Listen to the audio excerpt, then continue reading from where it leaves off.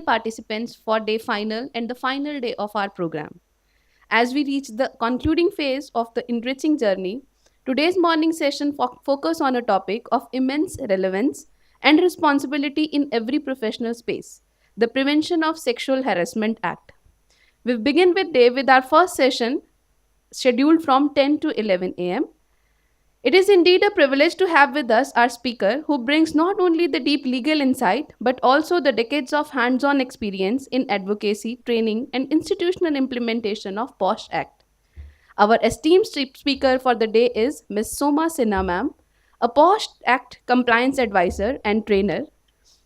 Ma'am is a highly accomplished training and development professional with over 23 years of extensive experience in project management within the development sector, both in India and internationally. Her work reflects a strong and consistent commitment to the social justice, especially in the areas of women's rights, juvenile justice, and gender based violence.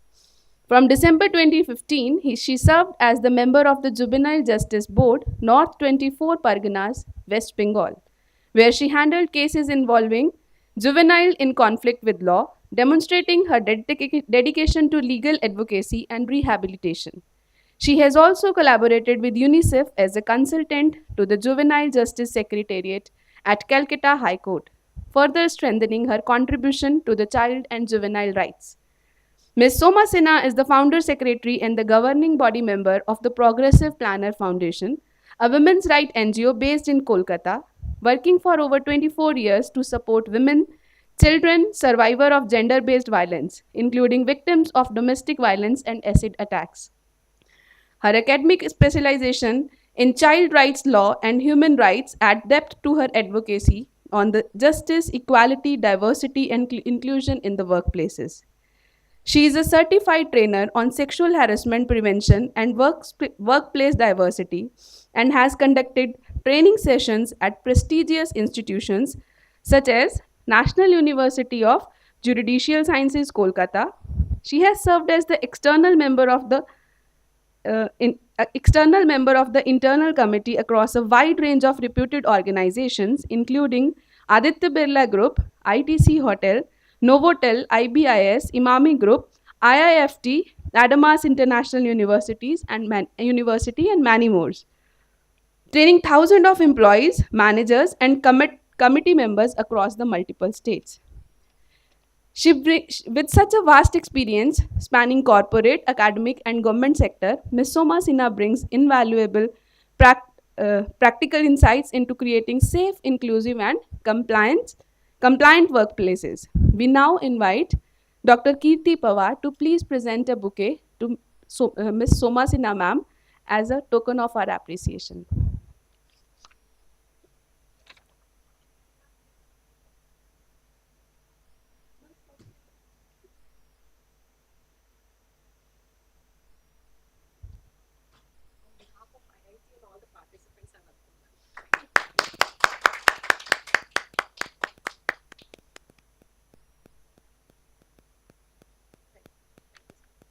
I now invite Ms. Soma Sinha ma'am to please begin the session. Welcome. Okay, so good morning, everyone. I see some respected educationists and some students as well. So it's a mixed program, but how many of you, I don't know, do talk about sexual harassment? Am I audible to everyone? You are audible, but online. Oh, for online.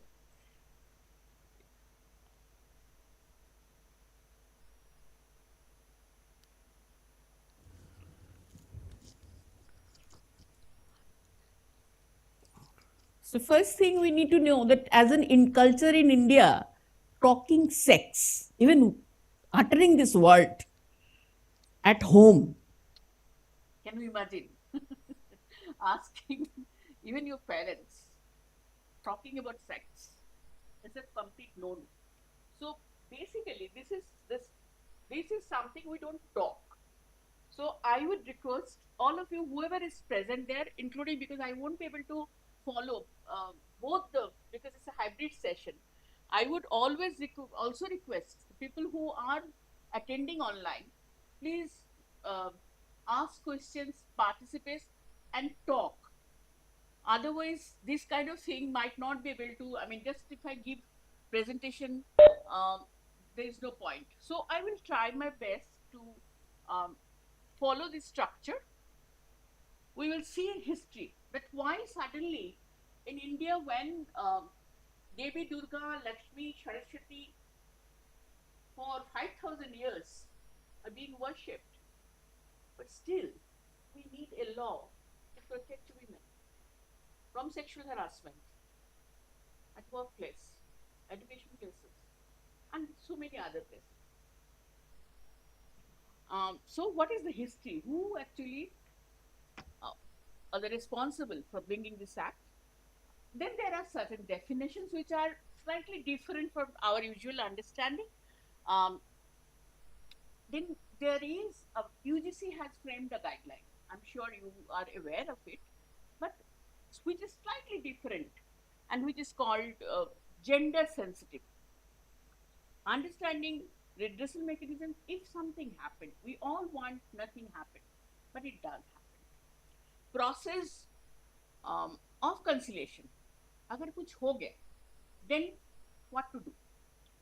And what is the remedies and rights, what you can do to stop this kind of thing? And then there is a question and answer. If you have any, we'll be open for that. Okay. Just have a look at the. This is 5 years ago. खा लेंगे यार, दही ले आएंगे नहीं तो.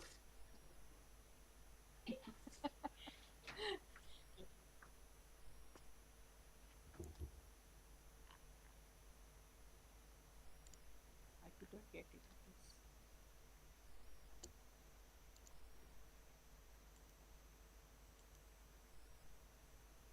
So what I was saying that if we look into that a little bit, it's based on couple of universities, 567.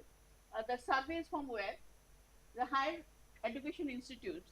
1 in 10 women students face sexual assault. 40% plus survivors never reported the incident. Only 15.7% students approached the ICC. No affairs were filed. Though number of women entering into the higher studies institute, is increasing.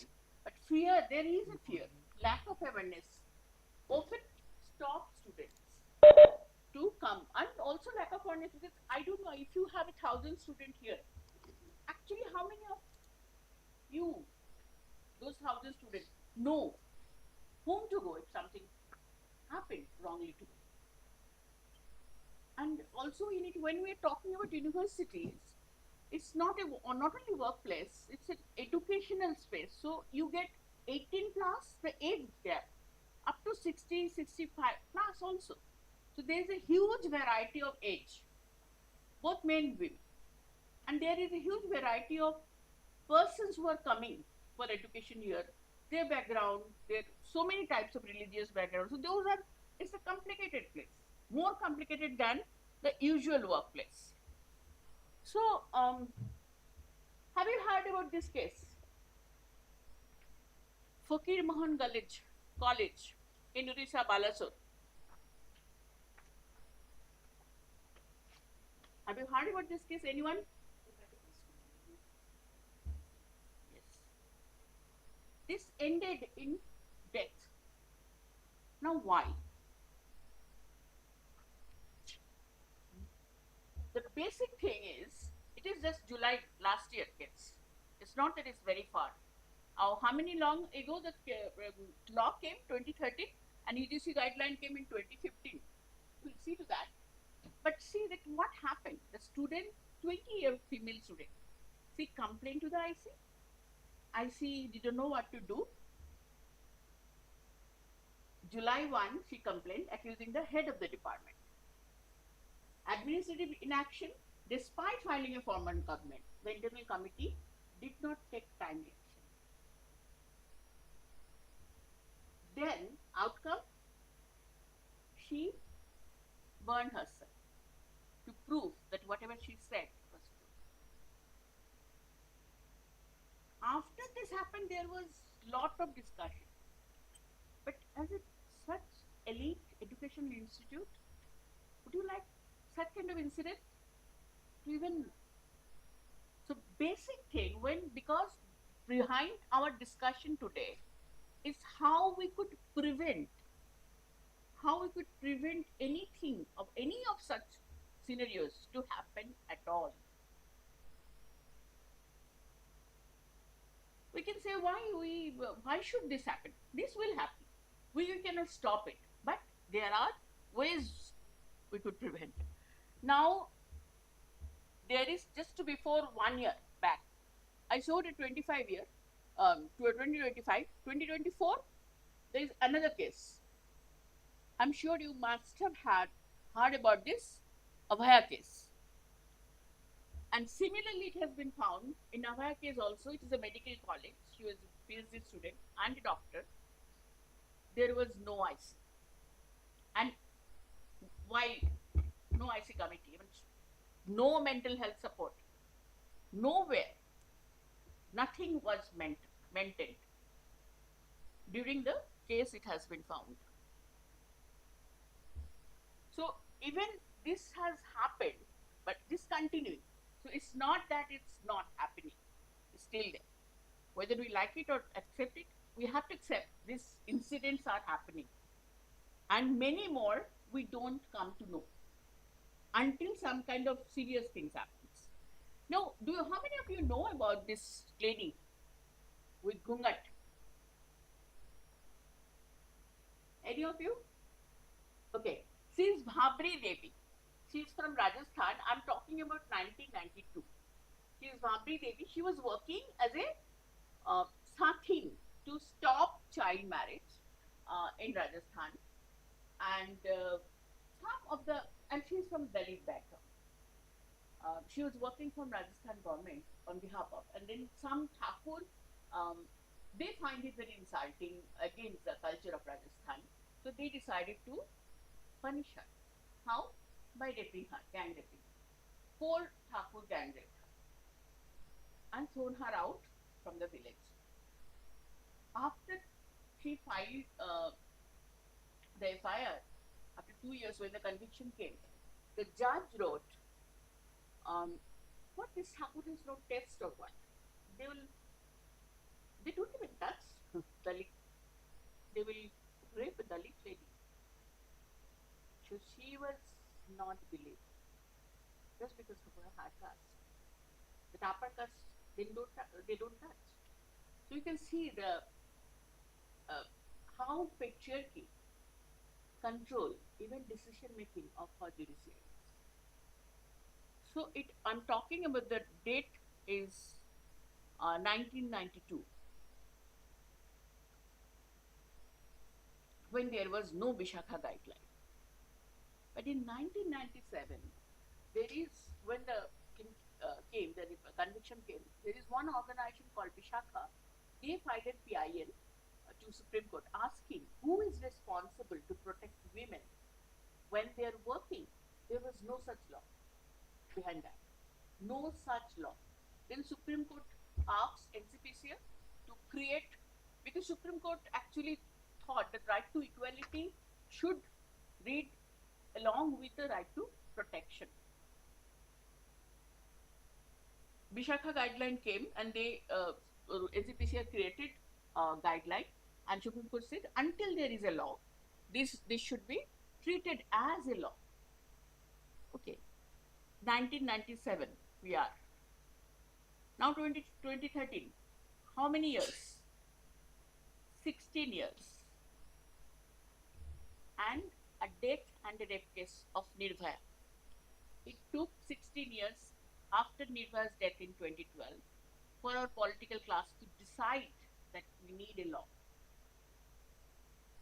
Then this law came, the sexual harassment of women at the workplace.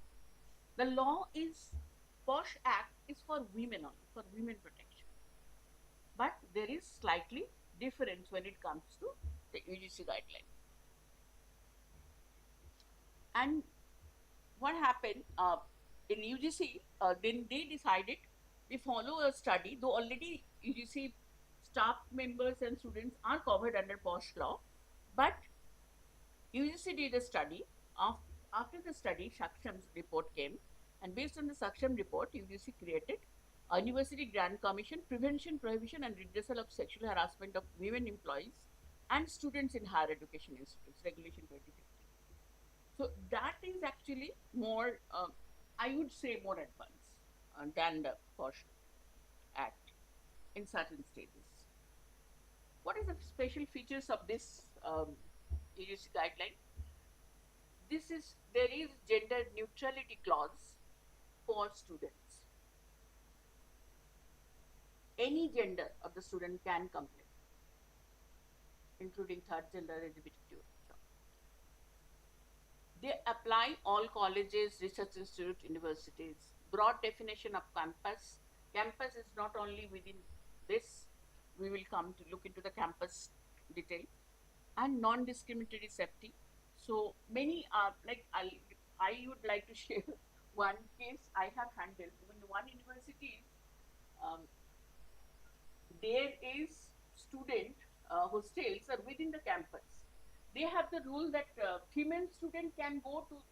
No student, no female or male can go to their hostel. There is an administrative guideline, but the case is the lady says that at 12 in the night, I was not getting sleep. So I decided one of my male friend to visit his room and wanted to watch a Netflix movie. And at that time, because I was not feeling okay, I had a antidepressant medicine. Then I felt asleep, and he did sexually abuse me. Almost to the rape level. But it happened in the guy's room, in the hostel. When the guy was called, he said, no, nothing happened, nothing upset happened. She fell asleep. I was standing in the veranda, and when she was by 3 p.m., 3 a.m., she went to her room. Now, whom should we believe?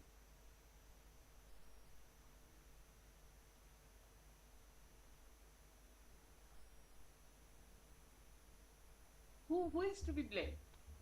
The girl, the boy, the who? Who is to be blamed?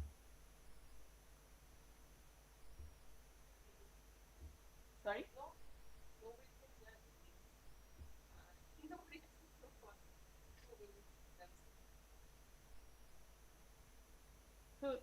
So why I'm saying this, that immediately the university says, suspend the boy, the girl cannot go out after 9 o'clock, they have to come back within 9 p.m. So what happened, all this immediate steps was taken restricting women going out, dressing pattern and everything, all the meetings. So when I was, of course, I was not on those meetings. As an IC member, I was attending the thing. And I said that no, you cannot suspend the boy. You cannot suspend until it is proved. It could be consensual. Probably they do not know. Probably the girl came. So there are many things under this line, and they both are young. So looking at this, you cannot just stamp it a rape or blame the girl. आप इतने रात को वहां पे गए क्यों थे? रात 12 बजे वहां पे क्यों गए थे? रात 12 बजे गए थे, इस वजह से हुआ? So is it allowed? Okay, there should be some disciplinary thing for the discipline in the campus, within the campus. But one thing, the men cannot come inside the girls' hostel. So why the girls were allowed? So this is a case we have handled, and I have seen that how every restriction, majority of the restriction comes for the girls. So yeah, the whole case was basically, obviously the boy kept on saying that he is not guilty, but he was guilty, and the we gave focus on because it was without the consent of the girl when she was under the medication. Okay, so obviously we have considered him guilty.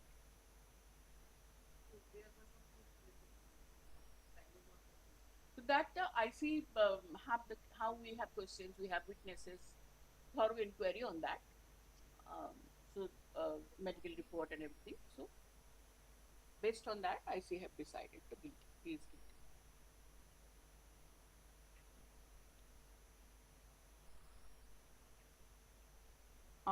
Then UGC is asking for gender sensitization, which is not in the POSH, but here it is specifically mentioned in the UGC guideline, recognition and protection of vulnerable groups. For student restorative punitive actions, for student this is mentioned that it should not be like uska zindagi khatam ho jaye. So it is there should be punishment, but it should be restorative. That, okay, there is a mistake I made, but of course he or she should get the chance to continue their education. Like for this case, I was saying we have withdrawn his ability to stay in the hostel. So he had to hire other place, he had to spend his own pocket money or whatever. So I'm giving one example. There are many others, but one giving example, one example for that. So I'm feeling a little bit hot. Is AC on? Can that be on? Yes, something. At least this side. So now, basic concept. What is sexual harassment as per the law? And I mean, aggrieved person. Who is aggrieved person? What is campus? In consent. I mean, and in your case, sexual harassment is something. It is unwelcome. Both two consenting adults having sexual relationship has nothing to do as harassment, but it has to be unwelcome. Sexual in nature, and this is very important, impact on the person who is harassed is most important. And all the laws, all the case laws, all the courts, even your UGC guideline is saying that impact on the person who is being harassed is the most important here.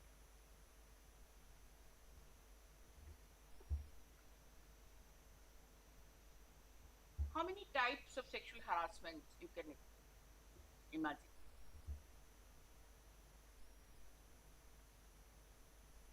Can you, physical we all understand. Verbal, is it possible sexually harass somebody by verbally? Non-verbal? No? There are simple staring you can, by simple staring you can harass somebody. You don't have to touch even a person. Girls who goes out by do their journey by local train and bus will agree with me.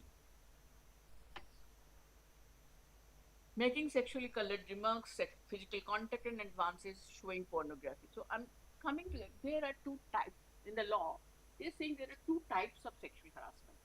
One is quid pro quo. This is a Latin word. This means this for that. When submitting to favors of a sexual nature, term or condition, hiring and firing thing, like you do this thing, then only I will, a research guide sometime request, okay, why don't you come to my home to discuss and ask for something. When submitting or rejecting favors of sexual nature, basis of employment decision, promotion, appraisal, favourable. So अगर तुम मेरे लिए ये करते हो तुम ये मिलेगा, नहीं करते हो तो नहीं मिलेगा. तो this for that.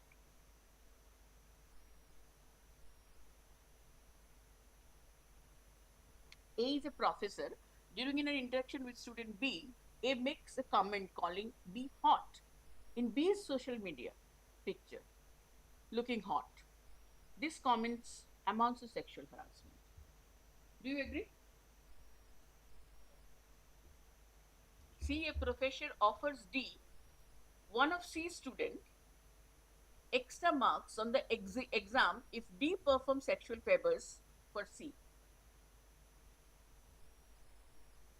Even if D perform the sexual favor, this amount to sexual harassment. This is quid pro quo that we are saying. And this is another type where we tend to misunderstood, creating hostile environment. Behavior or conduct of sexual nature that interferes with a person's work performance and creates intimidation. अरे उसको तो first division मिला because he has, उसको तो doctorate मिला because he has got relationship with his or her guides. उसको तो promotion मिला because she has relationship with her boss. So this kind of discussion can make another person really feeling terrible within the workplace and can affect her work. So this is called hostile environment, creating hostile. So there are two types, quid pro quo and hostile environment. Hostile environment is very rare, and rare in the sense we don't really get the complaint of hostile environment. It's not very common, but it happens everywhere. But as a complaint, so now consent, no means no. Because in India, we still believe that एक लड़का को no बोल दिया, फिर भी try कर लो, पहले 2 बार no बोल, एक बार और बोलो, ना करते करते हाँ हो जाएगा. ये song है ना, और there are एक song, किरण तू हाँ कर या ना कर, तू मेरी किरण. So girls' consent has no meaning. How many do you think in decision making girls are actually asked their consent, even in our families?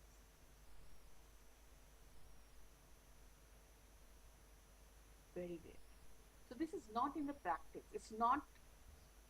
So this law is very socially. We have to look our social structure before we decide things.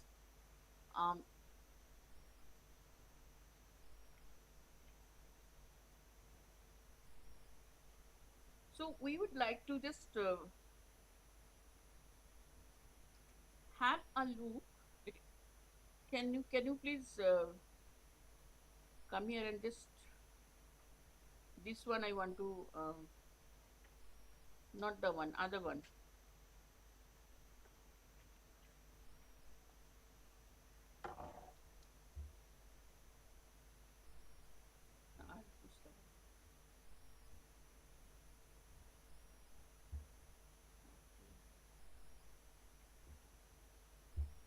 If you're still struggling with consent, just imagine instead of initiating sex, you're making them a cup of tea. You say, "Hey, would you like a cup of tea?" And they go, "Oh my God, I would love a cup of tea, thank you." Then you know they want a cup of tea. If you say, "Hey, would you like a cup of tea?" And they're like, I'm not really sure. Then you can make them a cup of tea, or not, but be aware that they might not drink it. And if they don't drink it, then, and this is the important bit, don't make them drink it. Just because you made it doesn't mean you're entitled to watch them drink it. And if they say, "No thank you," then don't make them tea. At all. Just don't make them tea. Don't make them drink tea. Don't get annoyed at them for not wanting tea. They just don't want tea, okay? They might say, "Yes please, that's kind of you." And then when the tea arrives, they actually don't want the tea at all. Sure, that's kind of annoying as you've gone to all the effort of making the tea, but they remain under no obligation to drink the tea. They did want tea, now they don't. Some people change their mind in the time it takes to boil the kettle, brew the tea, and add the milk. And it's okay for people to change their mind, and you are still not entitled to watch them drink it. And if they are unconscious, don't make them tea. Unconscious people don't want tea, and they can't answer the question, "Do you want tea?" because they're unconscious. Okay, maybe they were conscious when you asked them if they wanted tea, and they said yes, but in the time it took you to boil the kettle or brew the tea and add the milk, they are now unconscious. You should just put the tea down, make sure the unconscious person is safe, and this is the important part again, don't make them drink the tea. They said yes then, sure. but unconscious people don't want tea. If someone said yes to tea, started drinking it, and then passed out before they'd finished it, don't keep on pouring it down their throat. Take the tea away. Make sure they are safe, because unconscious people don't want tea. Trust me on this.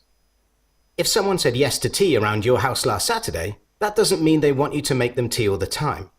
They don't want you to come around to their place unexpectedly and make them tea and force them to drink it, going, "But you wanted tea last week," or to wake up to find you pouring tea down their throat going, "But you wanted tea last night."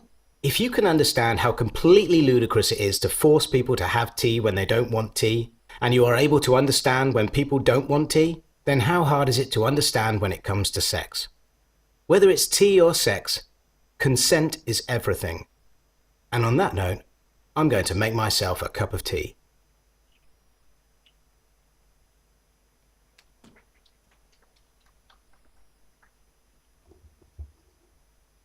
इसको बंद कर सकते हो।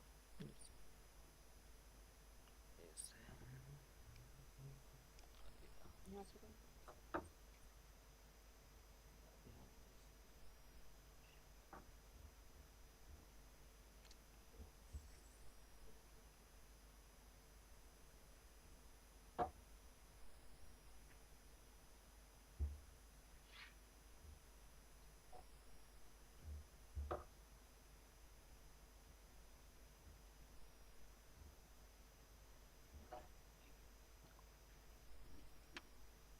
So, Mukul tagged his co-worker Sahij and their manager Aman on an FB video and saw that, on an FB video and commented on their relationship, making a joke on them staying on calls all day with each other. Two of their colleagues also commented on the post and made fun. They are all working from home. Neither Sahej nor Amin are Mukul friends, so they did not know each other. A post is made. Later, Sahej saw the post in one of her other friend workers' phone and got offended. Can she file a sexual harassment complaint?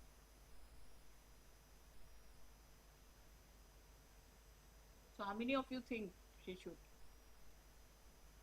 So, this is a kind of hostile environment I was giving. So, they did not do nothing but embarrassing somebody about their relationship and talking openly, publicly about it.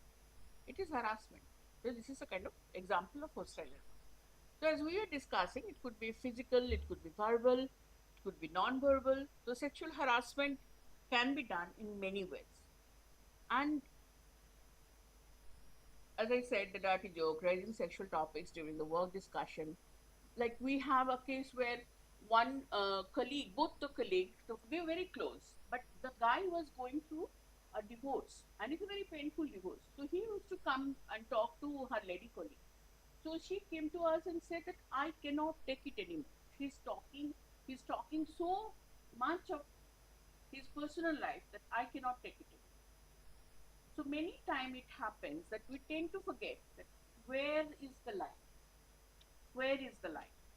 I could have a very good friend who is a girl, but still, maybe because of her culture, background, religious background, socio-cultural background, we might not have the same understanding or same openness. So it's very important for every one of us to understand the background before we actually open our heart. Because the guy has no intention to harass her. He was just sharing. So what at that situation you could do when you receive a complaint? What do you think? If a man is sharing his pain with his one of lady colleague and she finds it embarrassing, at that situation, if she comes to IC, what the IC could do?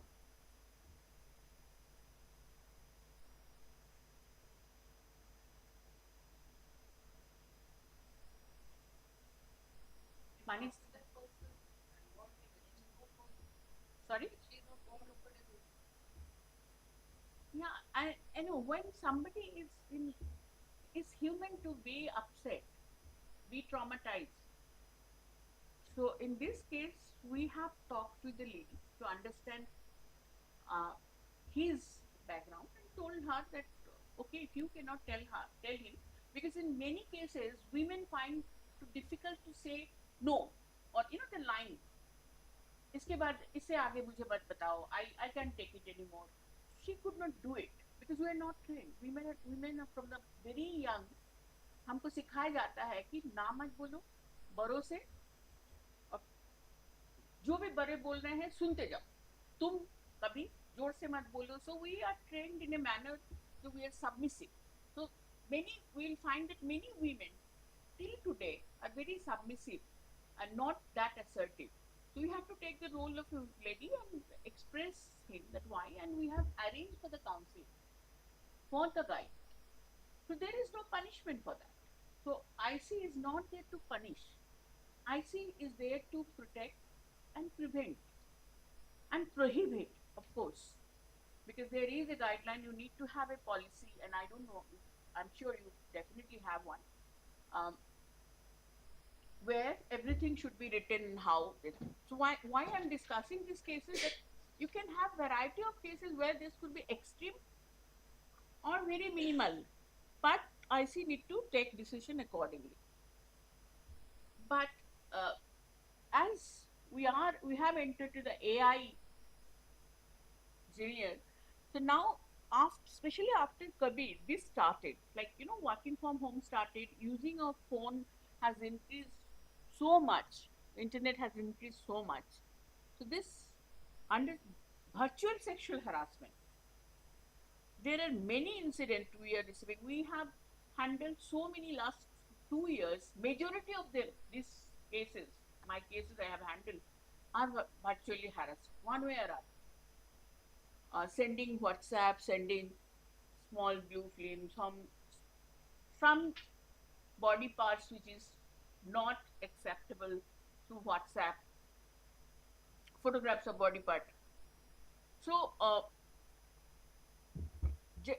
what does virtual sex में क्या क्या हो सकता है? Include send a pics. रात 1 बजे one HOD is asking, send me one selfie of yours. Is this official conversation? So email, text containing sexual explicit of suggestive words, photos and content, unwarranted video calls at odd hours. Because of this WhatsApp, रात 10 बजे nobody is expected to wear the formal clothes at home, right? You get a video call from your boss.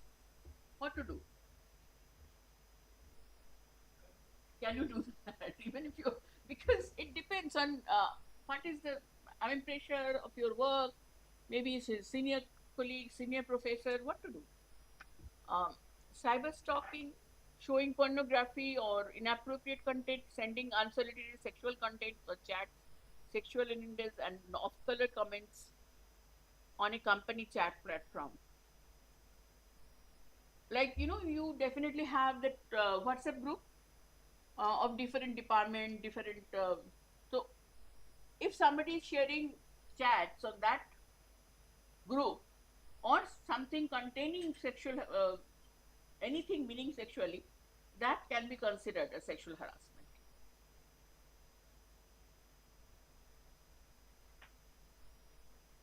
There could be something like there is an online meeting going on. Now I could see that there may be another 50 persons online. If I tell them switch on your video, how they are going to feel? First thing, offended, because I don't think many of them are actually there. So even if somebody is there, they will not like to switch on their video. Calling at orders, we have discussed this. Displaying drawing comments with sexual connotation, asking for favor, making inappropriate comment, being online, taking, and this is very important, taking pictures when you are online meeting, taking pictures, your online pictures, and then morphed it to. This is a case, very serious case. Somebody has taken a morph photograph and then deepfake pornography and AI generated images that depict individuals to explicit situation without consent. And according to 2019 study of distress, 96% of defect content online was pornographic, and nearly all of it involved women whose likeness were manipulated without their permission.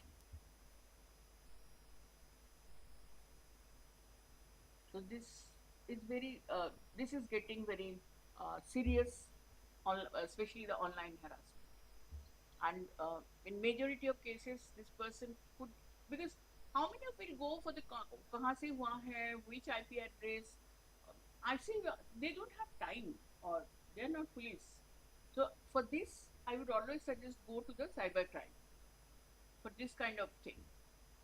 You can complain to the IC, but cyber police is the best part so that they can actually. So we are entering into the what is up to till now. We have discussed that sexual harassment, two types. Any queries on that?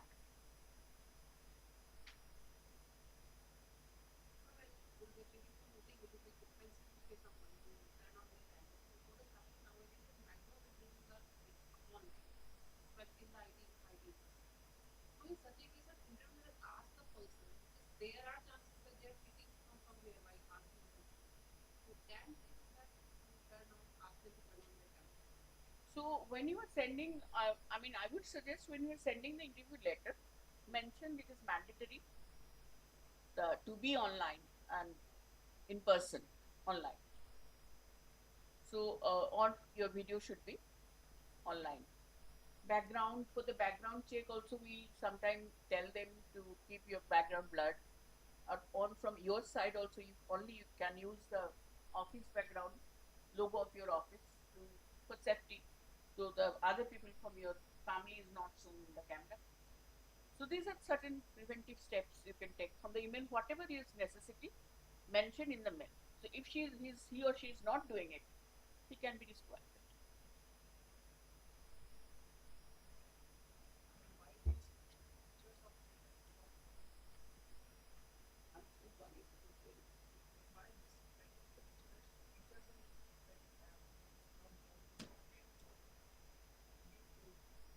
Not banned.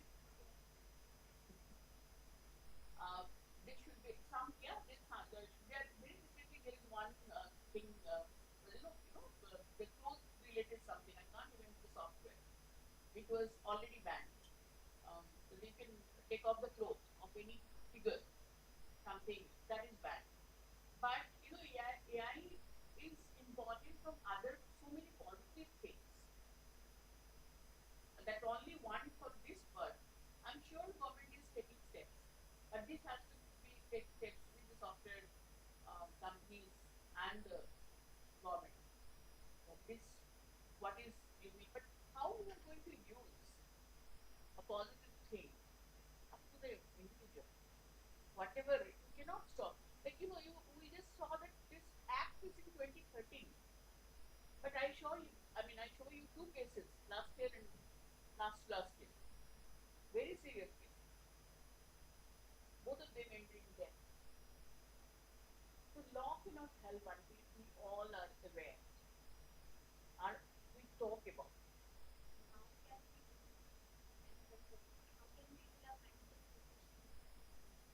Mental condition at work after the harassment, or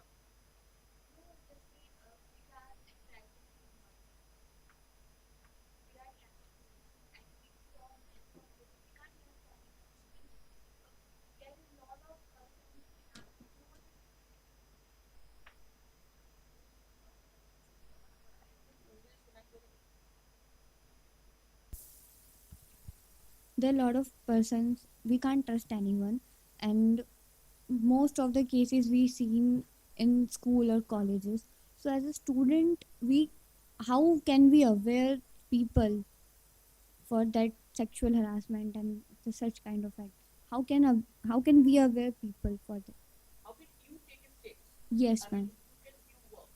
Basically, first thing, whatever during the session I said initial while starting the session, let us start talking about sex. Just normal physiological procedures and all things go to children who are 2, 3, 4, say 8, the play group. Now, people say, how are you going to talk about this? But they are also vulnerable. If you are following newspaper, you know that. Schools, they are vulnerable. How to talk to them? So it's very simple. Children understand. In Bengali, we simply see little children. So when you go to bath, or to potty, who can touch you? They will answer mama or papa. Okay, maximum nanny. So now you can teach from there. No one else have right to touch. Only those kids. And show the kids like this, and that. Just simple. Tell them that these are the places until your mama, papa, or nana, nani, or those close people are not expected to touch. If someone is with you, shout or run at any cost. You shout and run. So now you ask that if something happens, if somebody is touching, you are not liking, what do you do? I run. So keep talking at least once or twice in a week. She will give you that. Not only that she will give you talk. You know, this is what my mother said. You should have done. So now these things we can teach even very little children. Through play, we can teach slightly older children. But for the children below 18, there is POCSO, Prevention of Sexual Abuse of Children. The POCSO, that Act came 2012 and it is gender neutral. And it is very strict. And it can, for school teachers, it is applicable for school teachers, doctors, everyone. And if you are a teacher or a doctor and you see that, like me as a counselor, if I heard this, and she said, किसी को बताना मत aunty, I have to say, I am bound to inform the parents. Okay, so there is act, only we don't. So now what you can do is volunteer, you can volunteer with various schools for the below 18 children, just to talk on the law. This happens. You convince especially the teachers, the parents, separate level. So that is there, and the college level, again, the awareness and talk and give show movies. You can arrange organized movies which are relevant to this. Like there are many movies relevant to this. But then we are from rural area, and when we talk about such kind of things, people are get offended to talk in that way, and they are not allowed children to talk about this. They are shut their mouth. So The how? less you talk, the more this thing happens. Yes, ma'am. Even if you are from rural plot, I would request you use movies. Use films. Like there are many movies. If you want, I can send a list of your. Yeah.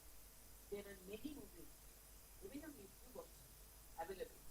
You can just organize with just a party or hey, uska kuch ho raha hai, movies. So this way maybe you can say. Thank you, ma'am.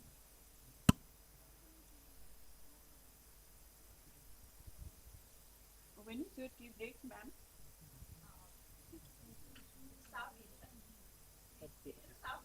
It will be served inside.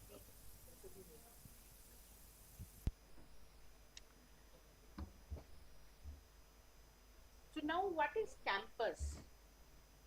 First thing we need to remember that campus is not only this part. Campus is any location you are visiting during your student tenure. It could be library, laboratories, lectures, halls, residence halls, toilets, even toilets. I have received a complaint coming to what toilet and saying one girl was inside the toilet. She was having bath, and other girl was knocking from the outside. In a hostel, university hostel, and she was getting late. That's why she was shouting. though the other girl inside the toilet, she is taking too much time. I mean, to see others, the girl other side, the scene, I mean, B, she got so angry, she took all her clothes, locked the toilet from outside, and went into the class. And until 3:30, this girl was inside, locked inside the toilet without any.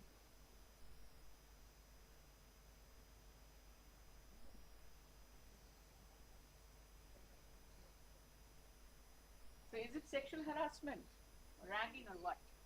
It was not intentional, but then also it is a gray area. I mean, it's like roughly sexual harassment is not because what she's trying to do, she's fighting affair with the other girl. And imagine if in your case, I mean, you have to just from 9:30, 9:30 to 3:04, sitting inside already, you don't know how to go out, even if you shout, because there is no one downstairs. Even if I shout, nobody could hear because everybody has gone. So this is possible. Same gender sexual harassment is possible. We have considered this as sexual harassment. So yes,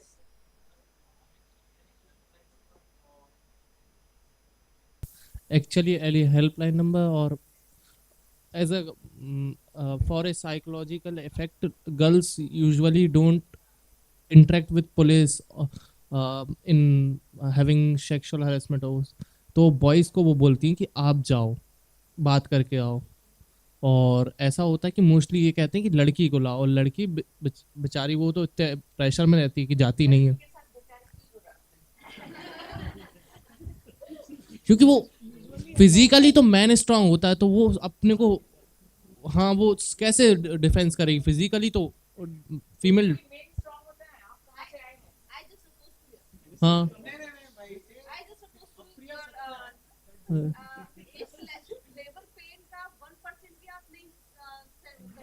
ma'am physical tolerance,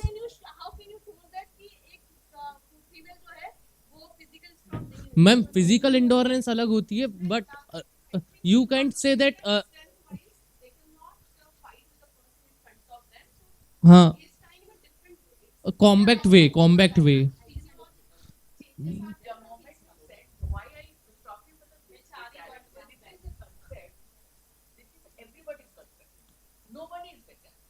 और ma'am कोई online platform है, हाँ,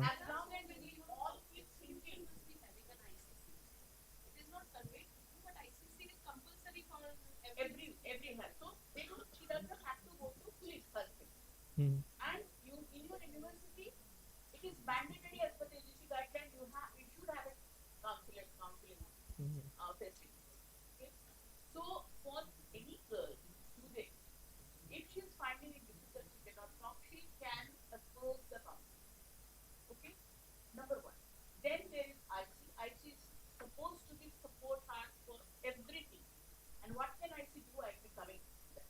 And as per the line, telephone line you were saying, there are many telephone lines. Like in Nimhan's, there is Bangalore. You can go to Nimhan's website. There are free. In Indore, Madhya Pradesh, I don't know if there is any. But many states have created a phone line. And for children 1098. That is child line. 1098. All over India. From anywhere you can call. Any phone number you can call is stored. Okay. And 100 is police. For only for posh cases, your university can do something. Think on that. That only for posh.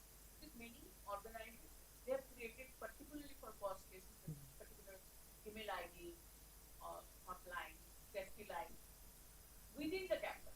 So that can be definitely created if your IC is considered. So anybody can do this. Or we also in many cases we suggest the complaint box. But in a place like IIT, I think that directly, I mean, as you said, that telephone, line particularly dedicated for this thing, for complaining, must be helpful. From where that particular person can know that whom to go, rather than talking to everyone. So that can be very good idea. Ma'am, the subject related to pain is debatable. If you like to debate with me, thank you. So, ma'am, the case you were discussing that her friend or colleague has lost that person. So, was it considered under sexual harassment? So, it is gender neutral, means it doesn't always necessary that person should be of opposite. Gender neutral, and it could be many people. When I said that hostile, creating hostile environment, it could be 2-3 people also. दो तीन आदमी मेरे पीछे बात कर रहे हैं, मेरे sexual, maybe say I am gay, I am a lesbian. They are talking about my sexual practice, my colleagues, and I did not like it. So I can complain all the colleagues.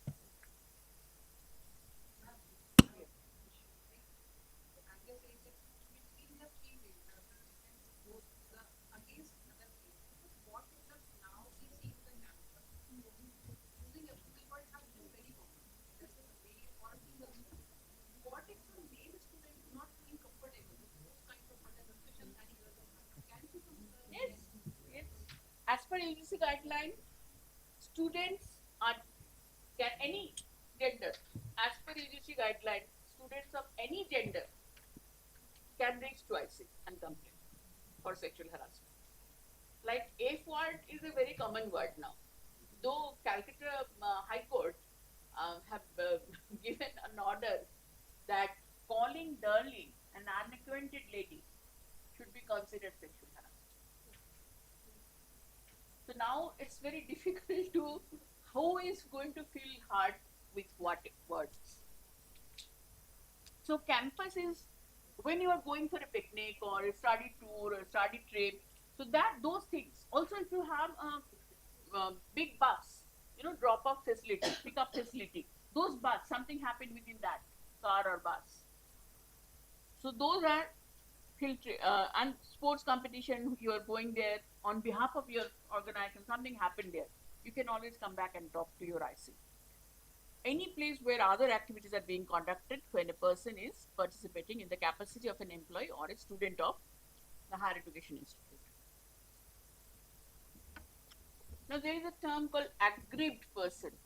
Usually in the POS Act it's written aggrieved women, but here I have written person because UGC has slightly different in their guideline. They have accepted gender neutrality. It could be any aggrieved person, can be a student, employee, third party. Third party means like me. I have came to your here. So I have invited. If something happened to me, can I complain to your IC? So as long as I am within your premises, something happened to me, your IC is responsible to protect my dignity as well. So engage directly or indirectly, contractor worker. You might have many security personnel hired through contractor, drivers hired through contractor.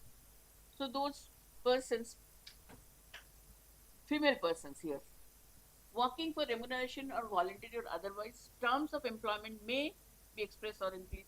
They don't have letters from you or not. Could be a co-worker, contract worker, probationer, trainee, apprentice, visitor. Also cover special vulnerable groups. This is very important. Special vulnerable groups is means persons with disabilities, special challenges, persons from tribal community, persons from other gender, LGBTQ. So those are the very vulnerable community, SC/ST group. So these are mentioned very clearly in your UGC guideline. Now, student as per the UGC guideline, a person duly admitted pursuing a program of study in a higher education institute, regular mode or even distance mode. If a person is studying through distance mode, how she could be sexually harassed? online.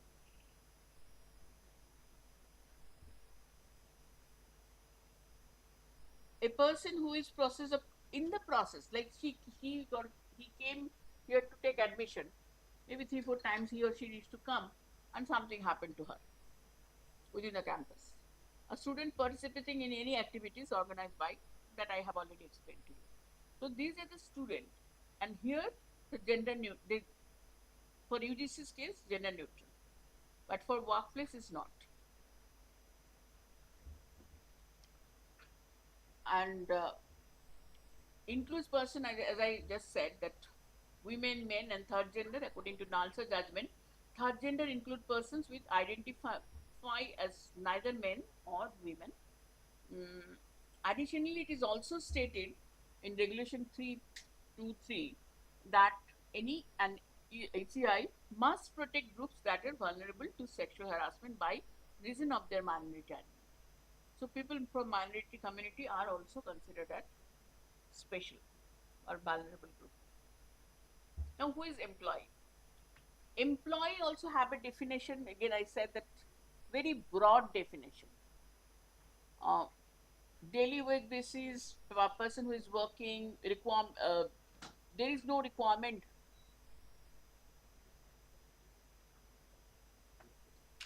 Yeah, thank you, Devolina, because that side, no questions I'm getting from those people. There is no agent either directly. Employees can include a co-worker, contract worker, probationer, trainee, apprentice, staff, teaching assistant, or research assistant, including those involved in field of studies projects or short visit of they're shortly visiting the campus. So they will be considered as employee. So before I enter into the remedies, we have discussed definition. Sexual harassment, after that the campus, active person, employee. Anything, any question from your end?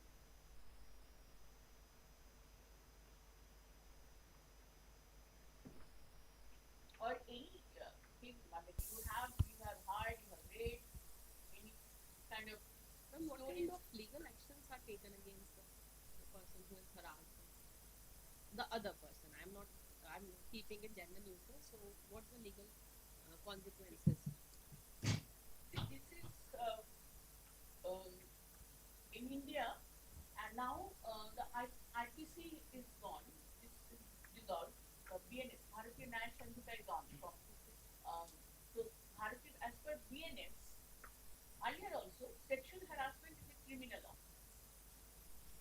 First, you have to remember that. It's a criminal offense. And IC is a civil body after it's created within the university. It is a civil court and have the power of a civil court. So a civil court handling a criminal offense. So it's very difficult. So punishable possibilities. I will give some examples depending on the severity. So now in university I have seen the cases where the girl have complained to the police as well as guys. That happened. That is possible and the girl can. And of course, because it's a criminal case, 3 to 7 years jail from the criminal perspective, I mean, if it is true. But I see it have a different way to handle it. That I will explain. An IC recommendation will always be there while taking a legal.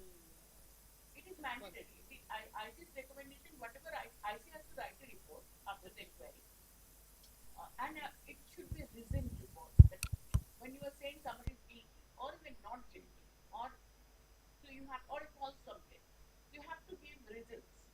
You have to have witness. You have to their discussion. So based on the reasoned report, you give certain recommendations, 5 recommendations, 3 recommendations, and then you send it to your manager. So your role is up to preparing the report and giving the recommendation.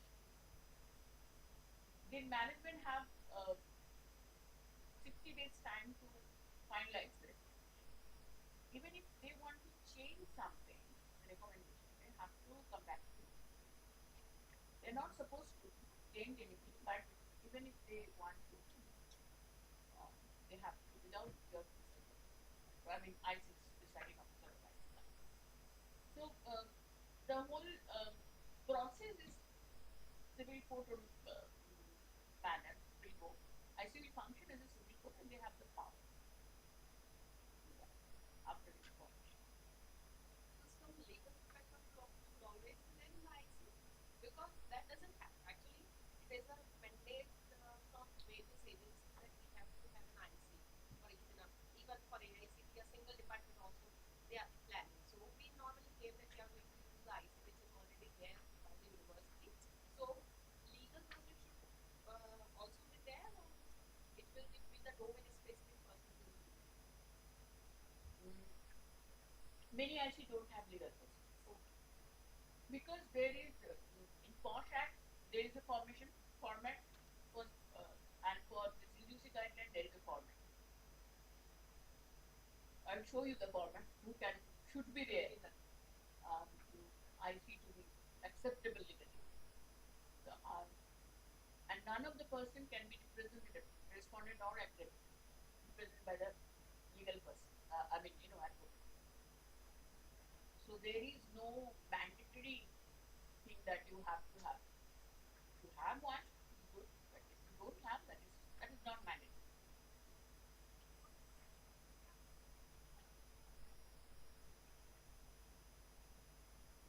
You have a IC committee. Yeah, university members of So any of the IC members are here. that is very domain specific. That's why I'm asking. Observing break is they could share their much more experience in their academic. At least at our department level, we are lucky enough that such kind of environment was not there. So we are not exposed to the whole experience, but I just wanted to know that if something happens, we should be aware that what kind of Happens anytime, anywhere. Yeah, it can be. So many times that we think that is not happening. At least to us, it's not happening. That's why we are not aware. It's in you. You cannot say us, can we? No, I can talk about only myself. When it comes to sexual harassment, many people may be facing, they don't come and talk to you. They never tell you that this is actually happening. For you, it never happened, possibly. at least for in email, we are exposed to different kind of experiences in our life at a different age. But then also in department, then also we should be aware that what will be the consequences for the offender, we can say. Yeah, there are serious consequences, including up to losing the job. Up to losing the job, and also there is a financial compensation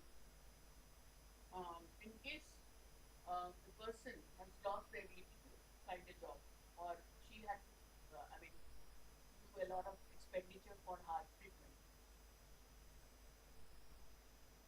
So there is a provision for that. Any fake cases also. Sorry, Fake cases. fake cases. Yes. Recently, a Rapido case, if you know. A Rapido case, if you know. Rapido. Yes. The Rapido guy bike. was driving and the girl passenger filed a fake case against her because of fees and other issues. Like she did not want to pay for the ride. She filed a case against her. It was a fake, and the career of the Rapido guy fell down because of the strong legal case against the man. The society usually against the man for the rape and against the sexual harassment. See, They for can't fake cases, view if it the is proved, as a neutral. fake cases, if it is proved, there is a similar punishment as per the law for the lady also, but it has to be proved. See, you are saying this madam chori karke leke gaya. I'm saying no, I have not, but it has to be proved. Until it is proved, that man cannot say. He cannot be punished by socially, but that's why there is a clause for high level of confidentiality. Nobody, even if the lady filed an FIR, if she is failed to prove of any kind of sexual harassment, or the girl, I mean, it is proved that she was affected, then of course she's going to get a similar punishment, the jail and everything. This is the FI.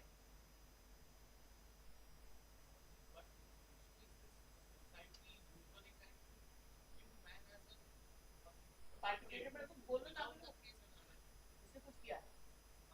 And there are lots of POCSO cases for guys who are just 20 years, 60 साल का jail हो गए क्योंकि वो प्यार कर रहे थे. Yeah, these things are happening. So we cannot change in one day. Society we cannot. We are the society, right? Even if Obhaya's death is happening there, someone else's death is happening, Nigar's death happening in Delhi, we all are responsible. We cannot deny. So as long as we are coming out and saying no to such things, this will continue to happen. And not 99% men, I'm saying that they are not doing it. That they are not doing it. They never thought. But what will you do for that 1%? You have to carry the blame.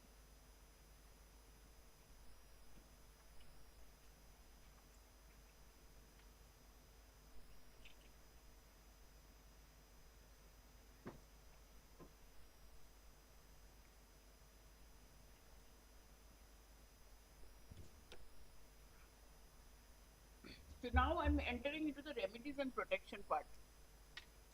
इसमें थोड़ा मिलेगा क्या कुछ?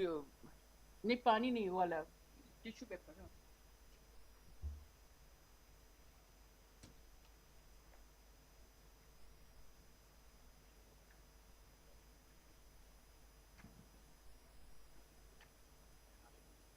If something happens, who can complain?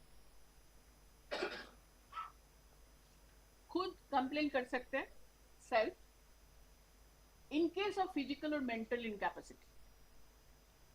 कभी कभी ये हो जाता है कि इतना शॉकिंग हो गया that I cannot go and complain.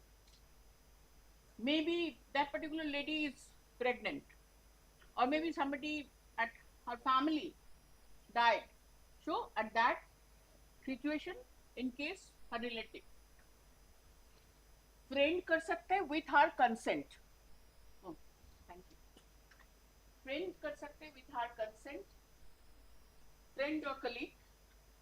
Officer NCW, national commission of women, और स्टेट में अगर है, वो अगर वुमेन कमीशन को जाके कंप्लेन करती है तो वहां से भी हो सकता है. Special educator for the persons with special abilities, special disability challenges, qualified psychiatrists and psychologists. Many times it happens people who are psychologically not that level of sound or under treatment, they find it very difficult to comprehensively talk or write the letter or face the inquiry. In such cases, their psychologist and psychiatrist can,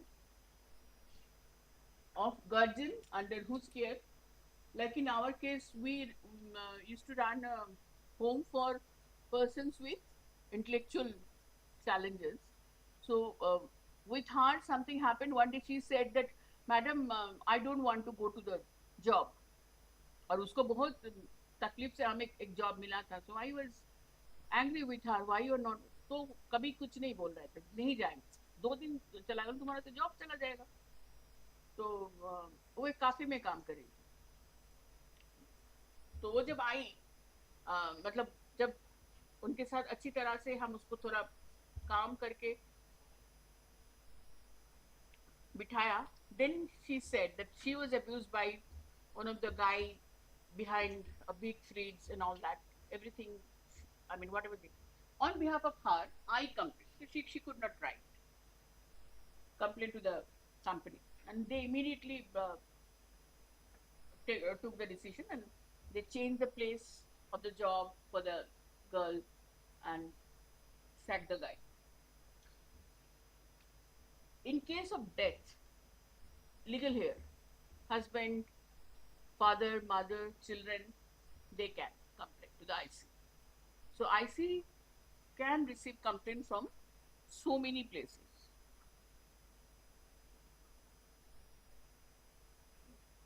Yes.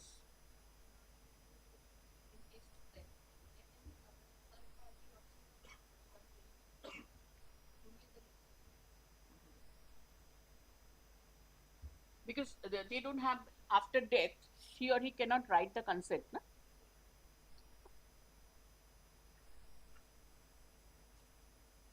And your complaint always has to be in writing.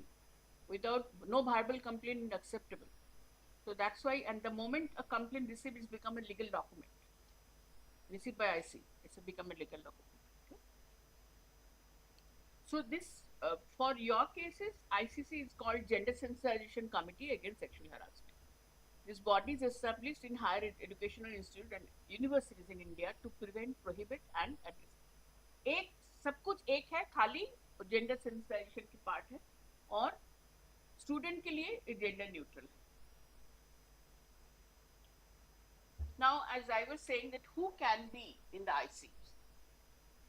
Because in the university guideline, it is there that presiding officers should be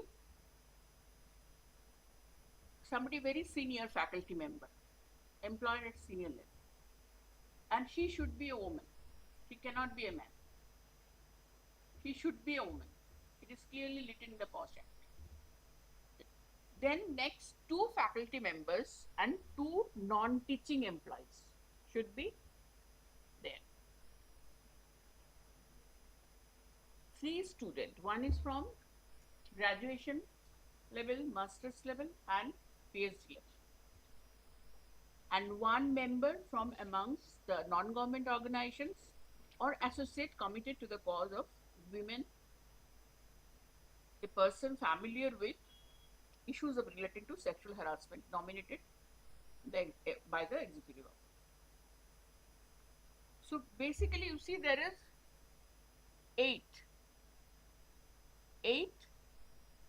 9, total 9. But one condition, the presiding officer should be women. Second condition, 50% of this committee should be women.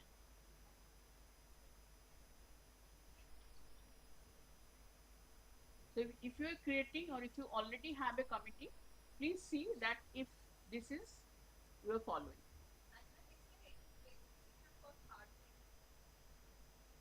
If you have a third gender, you can keep one of the student or in the staff. You can keep one staff or the. So somebody from third gender has to happen in the committee. You are asking, yes. No. There is nothing mentioned. But in the staff, you can have one third gender. If you have a staff, you can keep him or her. But in practice, if the case is among the staff or the teachers, the students does not need to be a part of the committee. Okay, because it's for the mention of the confidentiality purpose. In practice, students are only there when there is a case of a student. But external members should be there for all inquiries.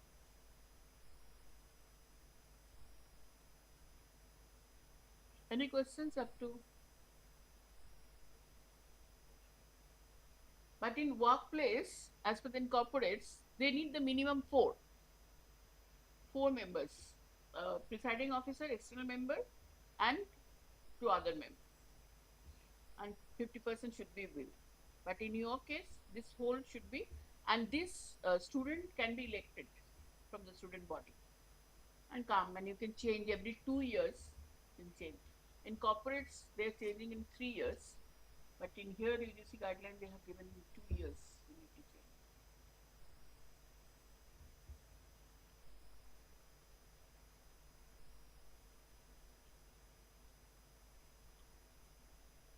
There are certain time limit. Time limit in earlier in Vishaka guideline there was no time limit. That एक incident होने के कितने दिन बाद आप complain, कितने दिन के अंदर you should complain. That's why you might have read that Nana Patekar got a complaint after 10 years. So those are the thing has been changed in this law. So it is clearly mentioned that within 90 days from the last incident. अभी क्या है फरवरी का आज 6 तारीख है. So if something happened in January 1st, I can write now. Even in December, I can write now. But in September, no, I cannot complete. Okay, 90 within from the last incident. September के बाद से कुछ हुआ नहीं. And suddenly I complain. No. But September हुआ, and then something happened in December, something in January. Now I cannot take it further. Then the date will be counted from the January. But if it is something very serious, then I see things that I think that okay, we another 90 days can be given to the lady because she was so traumatized, she could not come, she was so scared, there was so much pressure on her. We receive many complaints, after exiting the review, after leaving the job. But we do take the complaint. Okay? I'm talking about the corporate part. So that is in the IC's prerogative. IC can decide. It has to be a written complaint. If there is any supporting document, well and good. Name, address of the witness, fine. If there is nothing, that is also fine. And none of the parties can be represented by the lawyer during the proceedings. But there are you have to complete as an IC within 90 days. The whole process. Notice to the respondent. You have to send a notice. IC have to send. Presiding officer will send a notice along with the copy of the complaint that we have received a complaint against you. Please explain. And he gets 10 days time for that. Submission after 90 days, within 10 days, we have to submit the report, and management gets 60 days time to implement whatever recommendation we have made.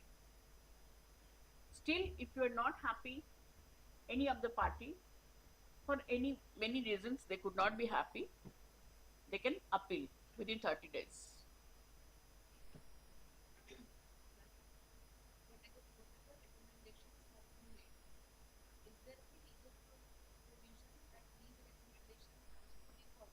Yes. See, the management can be written by the IC, pressurized or tell that you have not following our recommendation. Management cannot keep it, in a thanda basta. No, they cannot. Legal action against you have to take legal action against the management. Then the girl can go to file an FIR. And the moment the FIR is filed, why this has been made so personal, so that the organizational sanctity is there. IIT Indore, something happened in IIT Indore.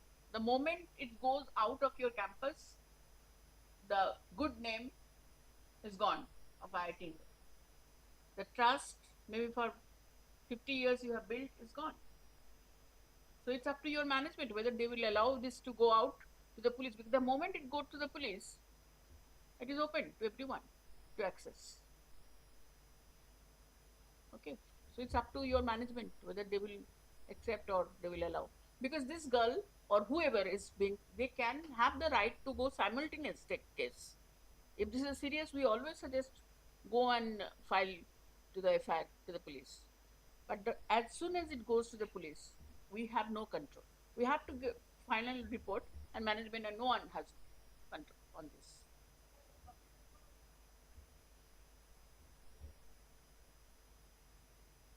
So, step 1, we receive a complaint from victim.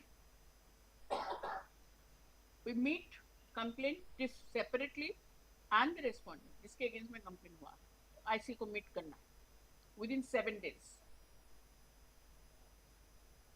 We will try to conciliate. Like one case, it's another university I'm talking about. One very senior professor, they were having जैसे चाय समोसा ऐसे ही कुछ हो रहा था. There were other teachers as well. There was one lady, and he suddenly told that lady, you know, you remind me of Brihannala. The lady got very upset. How many of you know who is Brihannala? Have you heard this term? No. Brihannala is name. Arjun took the name in Mahabharata when they were, when he was being a man, but he was playing a role of a woman. So actually, Brihannala is being treated as eunuchs. I mean, usually colloquial language it was a name. And she was teaching one princess, Uttara, as a dance teacher. So it was from Mahabharata, but it came as if we have taken this. So this term is gendered. So we have taken the complaint, of course, but we can conceal it. The aged person, he said that I had no ill intention to insult you, but just because of your features, it just came out from my mind. And he wrote an apology letter, and the lady accepted. So, and the case is closed. But we have to, we need to keep the record because we need to submit an annual report. Everyone, you are also supposed to submit annual report. So, document it and close. But if we see that conciliation is not possible, I mean, there is no question that things are so serious, there is no point. Or the JD says that I don't want to go for conciliation, I want punishment, or conciliation fails, then we enter into the inquiry. Then write a report, recommendation. This is the whole process, and it should complete within 90 days from the date of we have received the complaint. Any question here?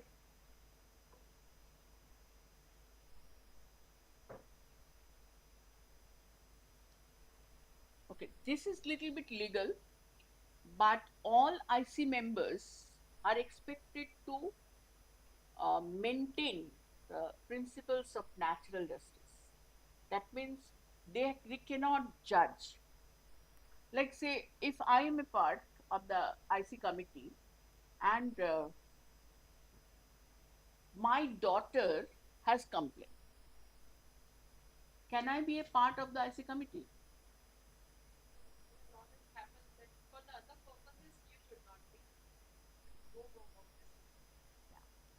So I cannot be. Or even if I know that person very well or have any kind of acquaintances, friendly, maybe neighbor, I would, it is always best practice that I recuse myself. So that is there, no man should be should judge his own cause. No man should be condemned unheard. Everybody should, I mean, the other person should give the chance to talk, whatever his side of the story, both sides of the story we have to listen. Making available a copy of statutory report. Both the persons will get the copy of the report, whatever we have prepared, and a party is entitled to have to know that why they are being said guilty, not guilty, or a false report. We have to write that why we are writing. These are the basic things, and if it is not maintained, they can appeal to the higher court. And there are certain interim measures. IC have certain powers. IC can transfer the person. They cannot suspend, but transfer in different department, different unit. They can grant leave to the lady or the aggrieved person up to 3 months with pay leave. The accused person may be restrained from reporting. If he is a guide or she is a guide, that can be changed, or she is a HOD, that can be changed for that particular person. In case of education institution, restrictions on academic supervision by the accused can be granted. So these are special power. The moment we receive a letter, we see the situation, and then accordingly we immediately either to the HOD or the register we write a letter recommend for any interim things is necessary, including the counseling support also sometime require. We also mention that.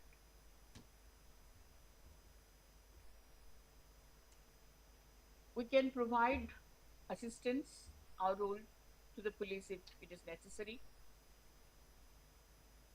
Ensure that the complainant or witness are not victimized, that retaliation happens, that the moment that उसने complain कर दिया, उसका नाम ले लिया, then they could be victimized. So that we have to ensure.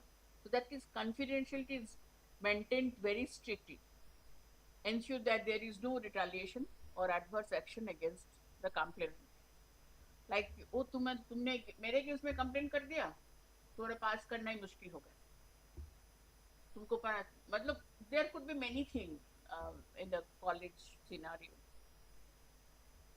What should be confidential? Identity of the complainant and the respondent, including the witness. The court is also saying that witness, if they say that I don't want my thing to become, this is a little bit debatable, but witness identity, evidences, recommendation and action taken. Details of the complaint, inquiry proceeding, everything should be confidential. And this is not easy to maintain. When appeal could happen, non-compliance with principles of natural justice, जैसे जब भी मैंने पहले apparent error, non-compliance by HEI, error in constitution of IC. These are the some basic points I have given. There could be many other points.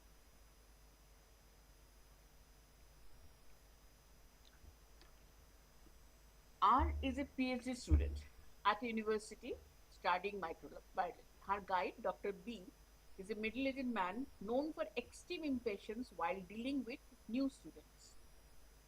Once he singles out R in front of undergraduate class and calls her incompetent and suggests her to leave the university and stop wasting his and university's time. He also asks her to visit him at his home if she wants to improve, but R feels uncomfortable with him alone. She refuses and goes back to her hostel and files a complaint with the internal committee. Is she doing the right thing? Huh? Till the third paragraph, it was fine because everybody can have a different capability. I understand different, but the last paragraph suggests that he was having some ill intention. So this is very sad that when I was studying, even we used to go to our teacher's home, and nobody ever thought that इसमें कुछ गलत बात हो सकता है. But now this, that when the trust part is gone, it's very difficult. It's very difficult that probably he. So here, this is she has gone to the IC. Many find it that it is not necessary. उसको जाना चाहिए था, किसी को साथ में लेके जा सकती थी. But she is the only one. No. Why she felt afraid? Why she was hesitant? What she has felt? वो कोई और दूसरा नहीं हो सकता. So this is very individualistic. So हम judge नहीं कर सकते किसी को.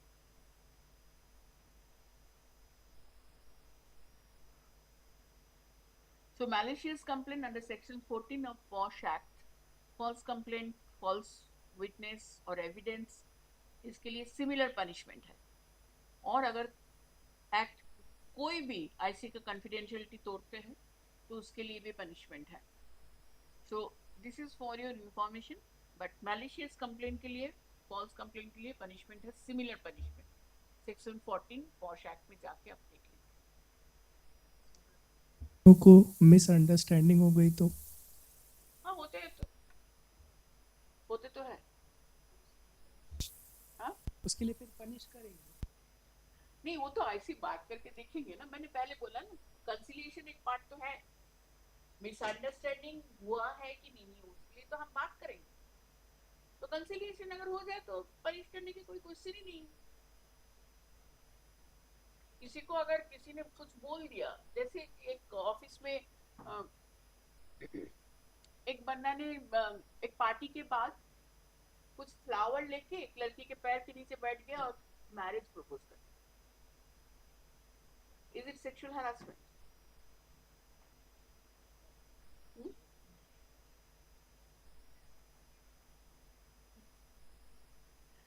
अब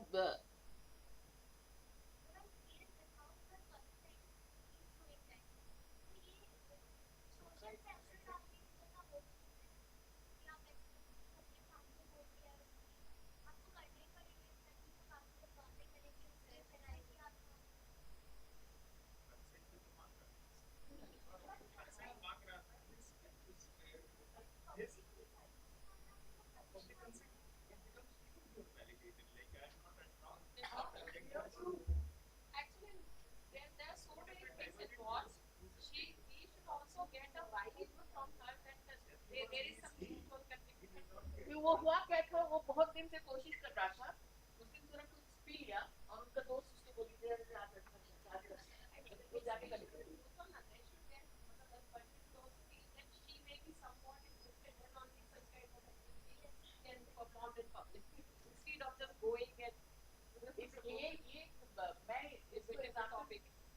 एग्जाम्पल इस वजह से दिया। समझ लीजिए आपका सिस्टर अगर घर में आपकी ये बोली, भैया ऐसा हो गया मेरा ऑफिस में, what will be your first reaction? What will be your first reaction? Tell me.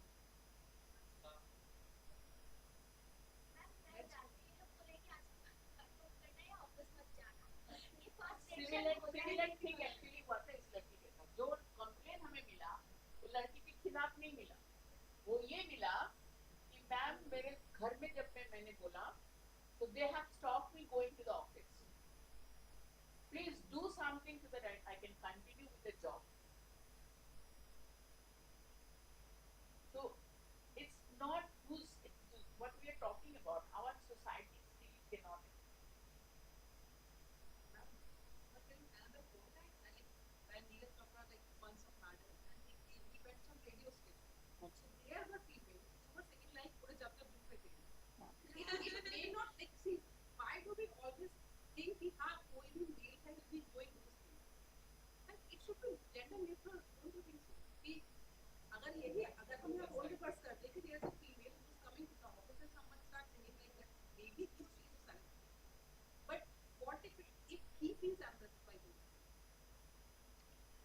Act, अभी तक जो एक्ट है, it is not gender neutral.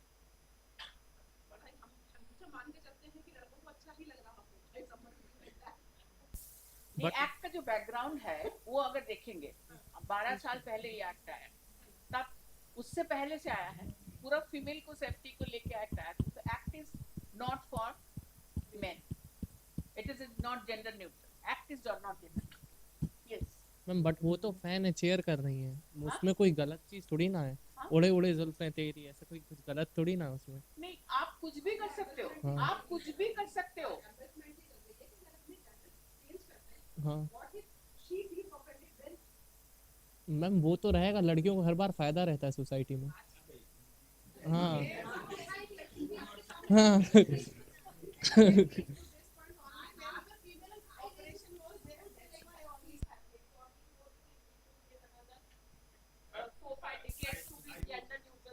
तो 236 years as per UN documentation, research 236 years to be at par worldwide. I'm talking.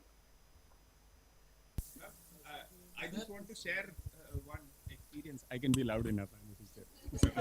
Right. Just experience how societies and students' mindset can be changed. The college where I did my post graduation, I'm talking about 2000 back, 2000 2002, and the college is Madras Christian College. It was such an open minded institution we used to be ragged with all the department's permission, and faculties will sit in the ragging sessions, right? So that ragging used to go to every extent. The task given to me, I want to share my personal task, was to propose an lady faculty who was unmarried at that point of time in the department. People used to take it so sportively. Like, I went and did. The reaction which I got, it like, get lost, Ravind, I know what you have come for.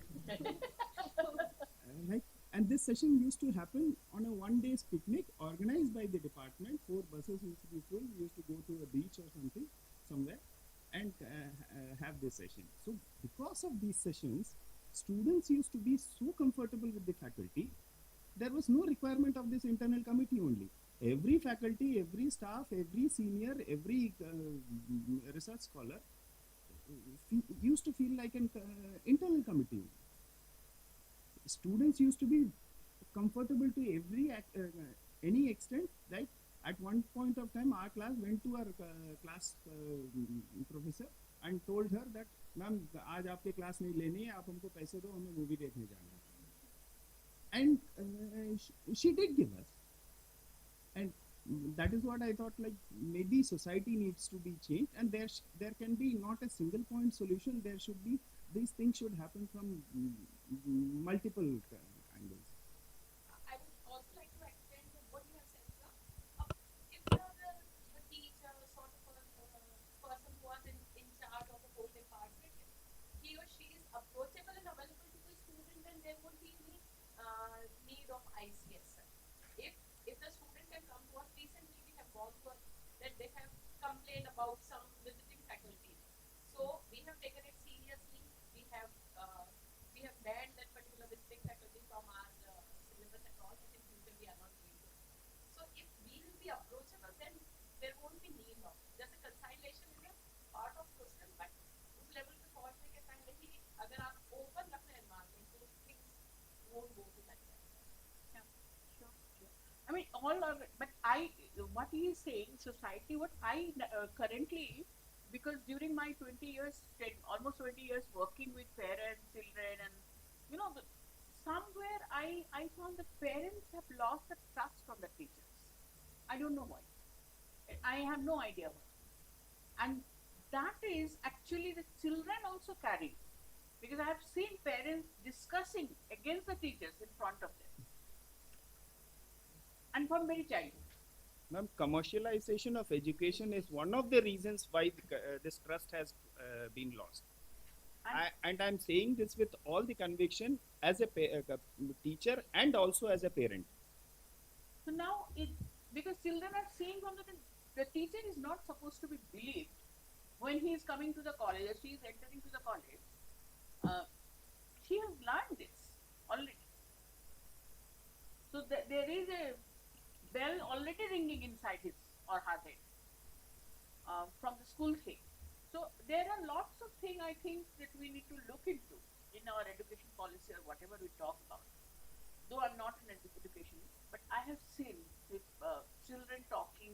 But earlier when we were in the school, we could not, I mean, our behavior with the teachers, our looking up to the teacher, they were the role model.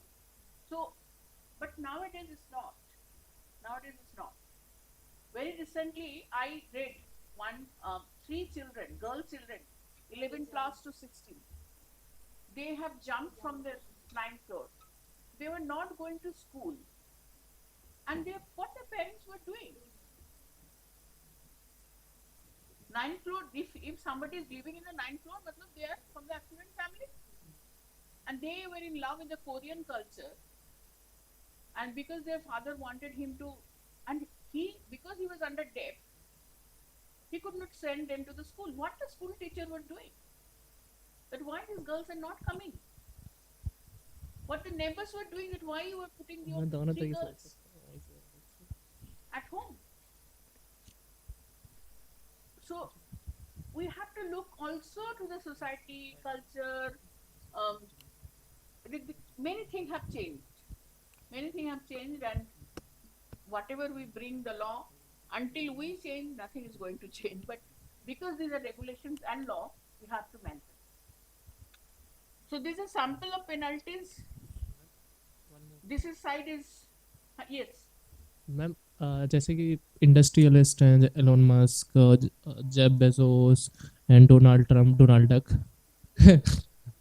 तो अभी एक case हुआ था stream file का, सब लोग को पता होगा। एक छोटा सा आइलैंड है यूएसए के पास में जहाँ पे मेजोरिटी ऑफ बच्चों को और फीमेल्स को पीडोफाइल्स टाइप का केस था। तो मैम उसके कंसेंट में कुछ हुआ ही नहीं है अभी तक, और वो तो बाहर की कंट्रीज से भी आ रहे हैं, बट कोई लीगल प्रोसीडिंग नहीं हो रही। इंडिया से भी बहुत केसेस मतलब बच्चे गए, हाँ, पर कोई भी कंट्री उस पर लीगल कोई भी ऐसा बड़ा इंटरनेशनल ऑर्गेनाइजेशन नहीं है जो इस पे केस। तस्वीर देने से तो कुछ नहीं होता।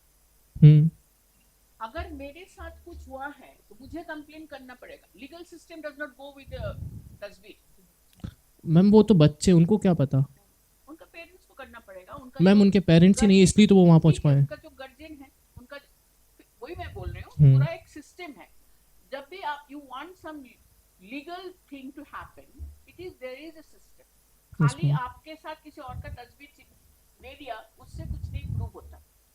और आपको ये पीडोफिलिक का केसेस नहीं, इंडिया में बहुत सारे पीडोफिलिक केस चल रहा है in various courts. May be they are not coming because that is highly confidential about the children. We can not put as per the JJ act, POCSO act, we can not talk about the children abuse, any we can not take. So that's why it's not coming in the public domain. But paedophilic का cases बहुत चलता है, child trafficking का cases बहुत चलता है, हमें मालूम है। कभी कभी हम भी उसको हैंडल करने के लिए बच्चों के साथ जाना पड़ता है। सो इट्स बहुत है। लेकिन जो बाहर का देश में वहाँ पे भी लॉ बहुत ही स्ट्रिक्ट है। और आपको जो ये कहना है कि नहीं चल रहा है, ऐसा नहीं है। अब अगर किसी ने, कोई भी सर्वाइवर ने कंप्लेन किया है तो डेफिनेटली वहाँ पे केस चल रहा है जरूर और चलेगा, लेकिन कंप्लेन वहाँ पे होना पड़ेगा। और वो जो लेडीज हैं उन वो लोग बाहर में बात कर रहे हैं, लेकिन I do not know that if they have actually taken in legal steps at all against that particular perpetrator who have used them. Yes ma'am. Ma'am एक और चीज़ थी, आजकल स्टैंड अप कॉमेडी और कॉमेडी का ट्रेंड बहुत आया है ये सेक्सुअल थिंग्स को नॉर्मलाइज करने के लिए। बट यहाँ पे प्रॉब्लम आती है कि सोसाइटी जो होती है, जब कॉमेडी जिसके साथ करी जाती है, कंसर्न्स का लिया गया है, बट इसे सोशल मीडिया या कुछ भी ओपन प्लेटफॉर्म पर डाला जाता है, तो जो ओल्ड स्कूल सोसाइटी होती है वो यूजुअली उस पर केस करती है, डिमोनलाइजेशन ऑफ सोसाइटी, ये सब केस करती है। तो मैम उसके रिगार्डिंग भी कुछ नहीं हो रहा। जो कॉमेडियंस होते हैं मैम, उन लोग को बेमतलब में सोसाइटी ओपन करने के लिए बेफालतू में केस हो जाता है, उनको जेल जाना पड़ता है, जैसे समय रैना का केस हुआ था।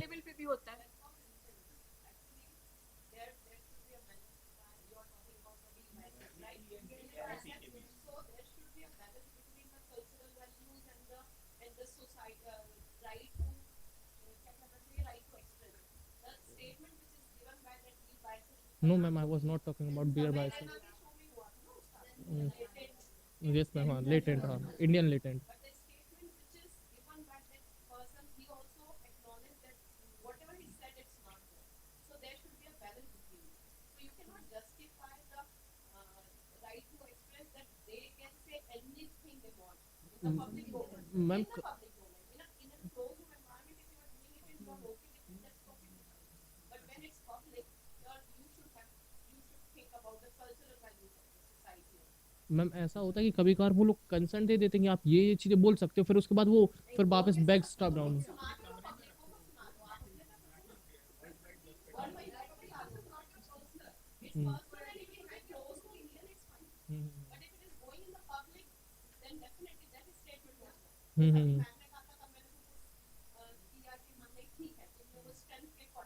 हाँ।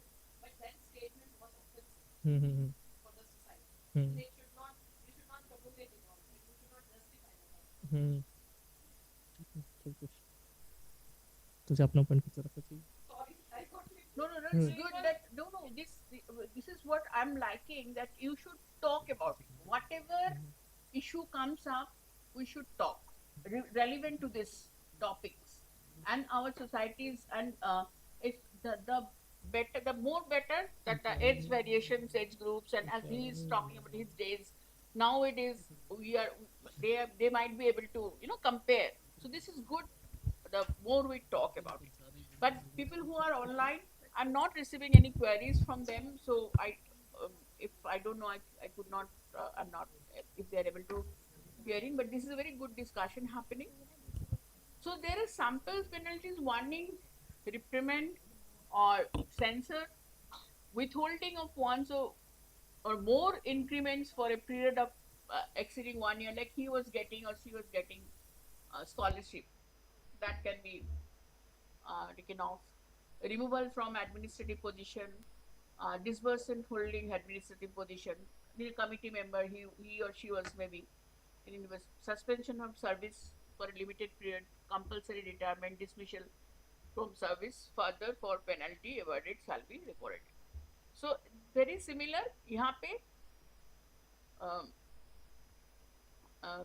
these are the for the staffs, and यहाँ पे dismissal from the service, I said this is for the staffs, and penalties in case of student, warning or reprimand, transfer to another hostel, withdrawal of hostel accommodation, withdrawal of the right to an official character certificate university from the university, withdrawal of hostel accommodation, restriction, expulsion from the university, very serious cases, withholding of a degree awarded by, it is a JNU part, though I have kept it over there.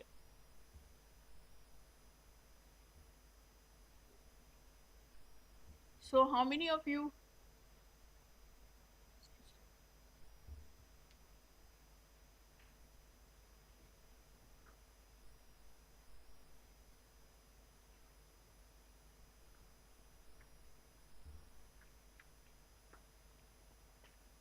इसको बंद कर हाँ,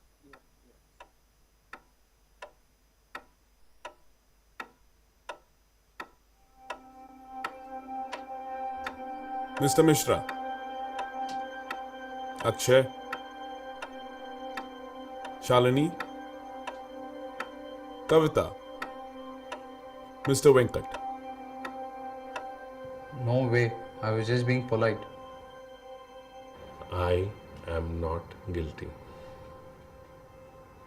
I felt bad. No, that was meant to be a joke. No. It was just a compliment. Let's start from the beginning and see what happened.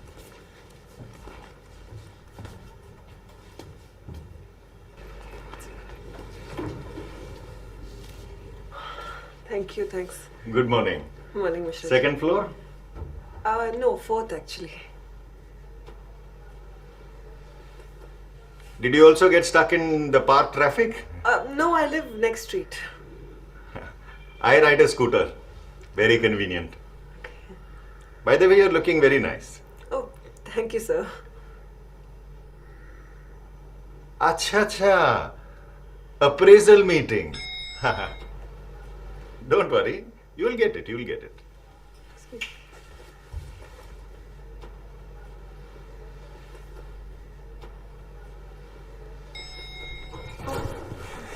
morning, Shalini.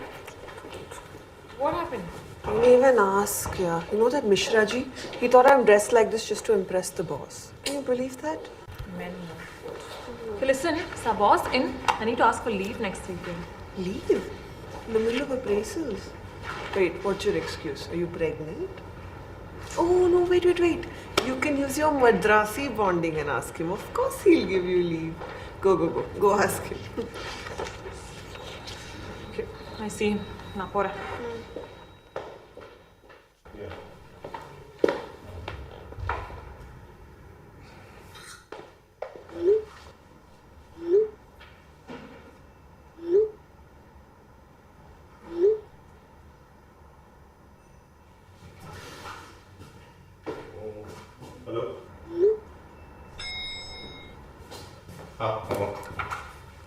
Kavita, read the show. Shama, you should have been in the show yesterday. You missed an amazing show, yeah. You were so good. Hey, Ashwin, how was the show yesterday? See, it was a brilliant show. Hello, Young Achiever of the Year. Morning, sir. Morning, what's up? Coffee? Break already, yeah? Evening, 7 p.m, con call. Sure, sir. I'll log in from home. No, office. Sure, sir. Tea break, coffee break. I don't know what bothers you where I got Mr. Ji? Sir. Arey, बैठिए. You don't have to. By the way, the project that was in the pipeline, we got it. Congratulations. Thank you, sir. In fact, I was talking to Pooja about how the client loved your presentation and he's very happy with it. We'll be going forward. But छोटा सा problem है. The client wants to run the production in 2 locations simultaneously. No problem. Which will involve a lot of traveling. Sir, I can. I know. Which is exactly why I asked Pooja to take the lead so you can relax.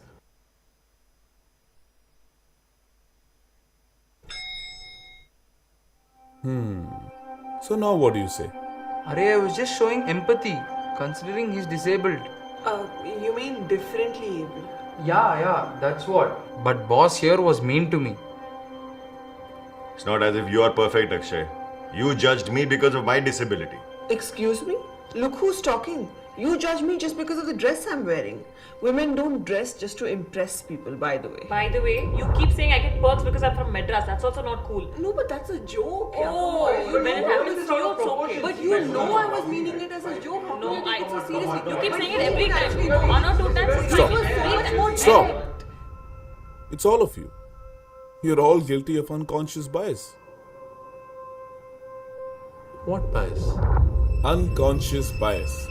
Judging people based on stereotypes which you are not even aware of. Like assuming that Shalini was well dressed only for a better appraisal. Now that's a bias, Mr. Mishra. By the way, you're looking very nice today. Oh, thank you, sir. Thank you.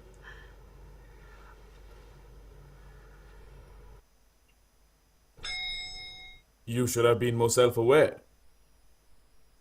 And you thinking that Kavita uses her regional connect to pull favors. No, that was meant to be a joke. You could have showed more empathy. In the middle of appraisals. Wait, what's your excuse? Are you pregnant?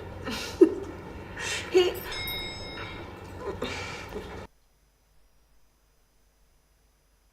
And Akshay, you could have asked for a second opinion.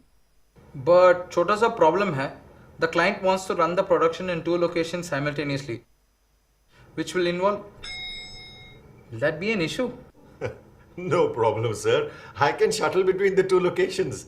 Thank you for asking. Alright then. All the best. Thank you, sir. Thank you. I got it. I got it. I'm guilty of unconscious bias. I assume young people take a lot of breaks and don't take work seriously. Guys, can we go for a coffee break? Coffee. Coffee.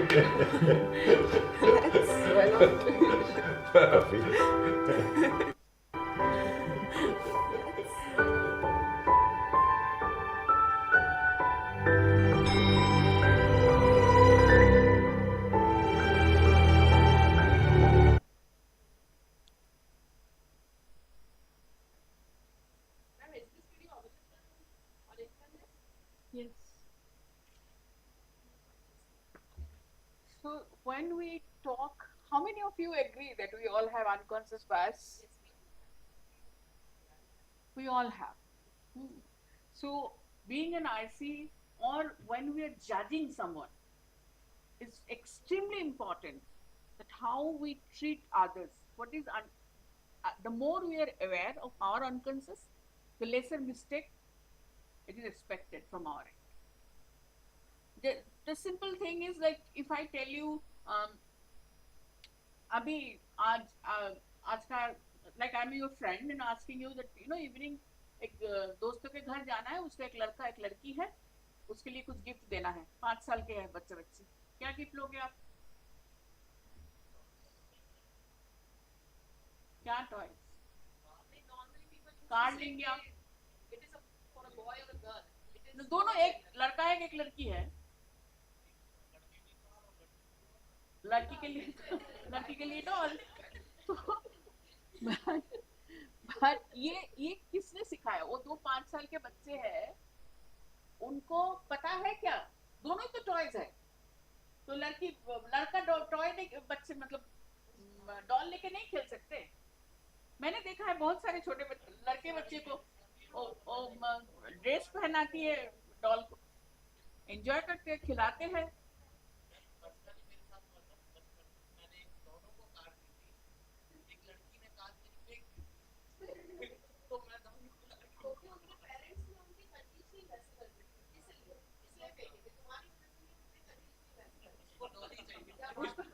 उसको सिखाया है ना, Barbie, you are suppose to get the Barbie. जब हम बड़े हो हाँ,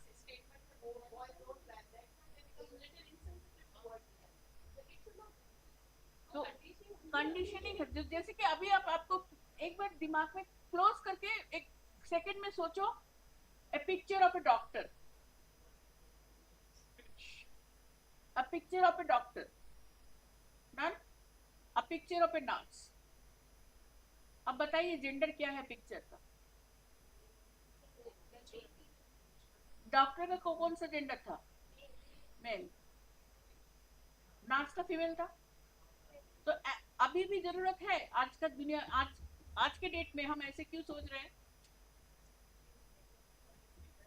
ये थिंकिंग नहीं। आप जब बड़े हो रहे थे, जब डॉक्टर का स्पेलिंग पढ़ा, वहां पे जो तस्वीर था, व्हाइट ड्रेस में एक लड़का, बंदा का ही डॉग, मेल पिक्चर था। नर्स का हमेशा ही पिक्चर आप देखेंगे स्टडी बुक में। तो अनकॉन्शियस बायस कहाँ से शुरू होता है? सोसाइटी से, स्कूल से, रिलीजन, जो भी हम प्रैक्टिस करते हैं वहां से हमारा अनकॉन्शियस बायस, नेबरहुड से तैयार होता है। So if we really want to be free from all this, we need to be know ourself first. तो जेंडर के ऊपर बायस हो सकता है, पर्सन विद डिसेबिलिटी हमने देखा कैसे किस टाइप पे उसको हेल्प भी करना चाहते थे, उसको लग रहा है कि हम उसे हेल्प कर रहे हैं, but he was not actually helping. So ये जो जनरेशन गैप है, जैसे कि आप मेरे से कम 30 साल के छोटे होंगे उम्र में, आपको जैसे व्हाट्सएप आते होंगे, मुझे उतना नहीं आता होंगे, लेकिन एक ही जगह में अगर हम काम कर रहे हैं, then I might feel even insecure. आपको लगेगा ये इससे कुछ काम होता नहीं। तो ये जो जनरेशन गैप है, रीजनल डाइवर्सिटी है, हमारा कितने जगह से हम आए हैं, मैं बंगाल से हूँ, आप लोग पता नहीं कितने जगह से होंगे। तो ये जो डाइवर्सिटीज है, जैसे कल इतना झाल लगा, मैं खाना नहीं खाती क्योंकि बंगाल में ट्रेडिशनली जो भी खाना बनते हैं उसमें थोड़ा स्वीट दिया जाता है। तो ये हमारा जो भी सब्जी बनते हैं उसमें स्वीट हो, मतलब मैंडेटरी है। तो यहाँ पे तो नहीं है। तो मैं बोल रही हूँ रीजनल डाइवर्सिटी में क्या क्या होता है, हो सकता है very simple thing, it was done in nice way, लेकिन झाल के वजह से मेरा तबीयत खबर वो लग रहा था कि मैं कुछ तकलीफ हो रहा। तो रीजनल डाइवर्सिटी में से उसको भी हमें लेना है, जो भी हमें पढ़ने के लिए आ रहा है उसका दिमाग में सोचना क्या है, वो कैसे है, वो खाना पीना, दोज आर ऑल अनकॉन्शियस बायस हमारी है। जो हमें अच्छा लगता है उसे भी अच्छा लगेगा, नॉट नेसेसरी। मेंटल हेल्थ, ये जो हमने देखा है, जो इसके ऊपर बहुत इफेक्ट करता है, जिसके ऊपर भी होता है, जिसके साथ होता है और जिसके अगेंस्ट में कंप्लेन होता है, बहुत एक मतलब सीनियरिटी के मैं देखा है कॉर्पोरेट में सुसाइड तक हो जाता है। मतलब ये the man killed himself just because his organisation suspended him. तो ये बिहेवियरल चेंज अगर आप किसी के ऊपर देख रहे हैं तो आप उसको सपोर्ट कर सकते हैं, उसको हेल्प कर सकते हैं, क्योंकि अभी भी हमारा देश में हम जब तक मेंटली इल ना हो हम जाते नहीं है काउंसलर के पास। मैं क्या, हमें पागल है, हम क्या, हमको क्या समझते हो, पागल हो गए आप, तुम काउंसलर के पास क्यों भेज रहे हो? This is the basic issues. So counselling के पास जो आप, ताकि लोग जाए, उसके लिए भी आप हेल्प कर, खाली काउंसलिंग सेंटर बनाने से नहीं, क्योंकि really at that time they go through huge trauma. अच्छा, कुछ आपको करना पड़ेगा, रेगुलेटरी गाइडलाइन है, एक तो बनाना पड़ेगा पॉलिसी, यूजीसी गाइडलाइन, जो भी आपका पब्लिक नोटिफिकेशन बहुत इंपॉर्टेंट है। Treat sexual harassment as misconduct as in your service rules for employees, and disciplinary rules for students. Organize training program, वो आप ऑलरेडी कर रहे हो, ट्रेनिंग प्रोग्राम फॉर आईसी, क्योंकि जो आईसी है उसको, as you were saying, that nobody is a lawyer from the judge background. So, but they have to play the role of a judge. So until they know the nitty-gritty of the law, there is a huge chance of being challenged. So their training is mandatory. Supreme Court also had made this mandatory. Ensure creation and proper functioning of IC, monitor timely submission of IC report. There is annual reporting. AGC को submit करना पड़ता है. Prepare annual status report.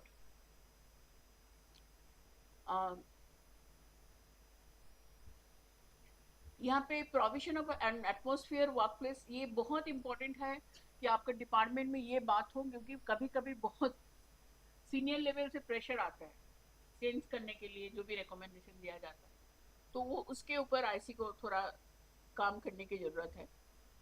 And security situation in all during your premises जहाँ पे भी है वो maintain करना है.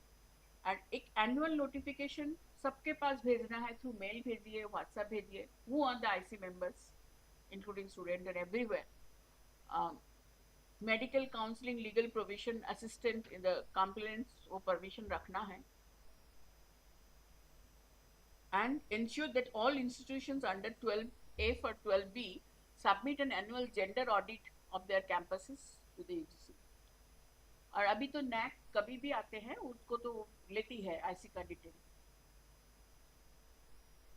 अरे ये जो पेज है इसको मैं दिखाना चाहती थी इस वजह से, तो देयर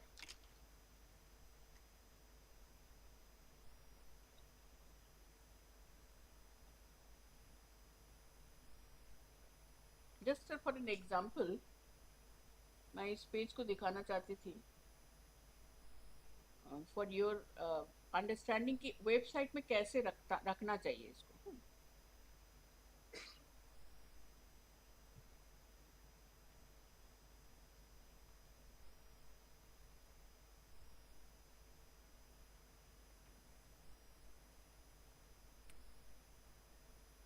ये हैदराबाद यूनिवर्सिटी है. This is also mandatory by Supreme Court. So ऐसे उन्होंने पूरा दिया है.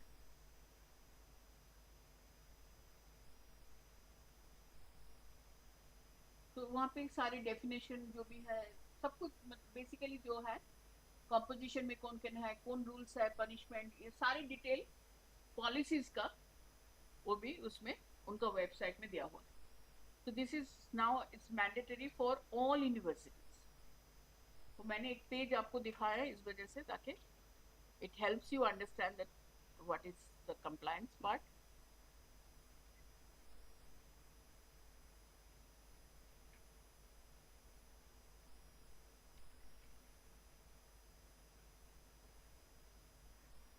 अगर किसी ने कंप्लेन कर दिया यूजीसी के कि मेंटेन नहीं हो रहा है, then UGC can take necessary steps. उसका परमिशन चलाना UGC को वो मिट सकता है, ले सकता है. Declaration that the HI is unfit to receive assistance under any general or special assistance program. Recommendation for withdrawal of affiliation or declaration as deemed to be HI status as a HI. तो ये UGC कर सकते हैं if non-compliance is fine. So I'm done with the content. So now at least share anything you want, one thing you find something new you don't know earlier. Okay, so I think it was such a fruitful discussion. I mean, see the people who are from different age group and from different diverse background, we can say, Samaj students, Samaj industry people also. So we could get a feel of the thing, thought process, and be conscious from आपका जो video था और नक्शे वो समझ आ गया हमको कि हमने क्या नहीं करना है. वो मुझे लिंक नहीं मिला, आप हमें बता दीजिएगा उसको कैसे करना है. हाँ, मतलब अनकॉन्शियसली हम बहुत कुछ कर जाते हैं. वो अगर हम थोड़ा हैंडल कर लें तो ये प्रिवेंटिव के लिए बहुत अच्छा काम करता है. चाहते हुए भी हम अगर चेक कर सकते हैं अपने आप को तो बहुत प्रिवेंशन के ऊपर बहुत अच्छा काम करेगा. क्योंकि आईसी का मेजोरिटी 80% काम है ऑन प्रिवेंशन. केस तो साल में एक आता है, नहीं आता है दूसरी बात, लेकिन prevention is anything learning, any learning you could, we are going to take away from this room. But I was not aware that like this norms are gender neutral. Now I decided. for students. Yeah, students. Students are talking about. They are gender neutral. So it's a good thing. Yes, But it's a very it good. would better if it is like extended to the other gender as well. Yes, but that for that it needs to be the POSH needs to be amended. POSH is a progressive law. What is expected? देखिए ये law आया किसी वजह से, हो सकता है आज के बाद 5 साल में वो जरूरत भी नहीं पड़े, है ना? तो इसको रहे क्यों? Why this should sexual harassment should be even we accept ठीक है but why should even you allow? This law should be gender neutral. We all accept, but at the same time, why should this kind of law is necessary at all? We should even think that perspective also. So, so now for the gender, for the men also, for the when they are staffs, they can file FIR against the lady. So the BNS under BNS section FIR हो जाएगा, sexual harassment लिखने से FIR हो जाएगा.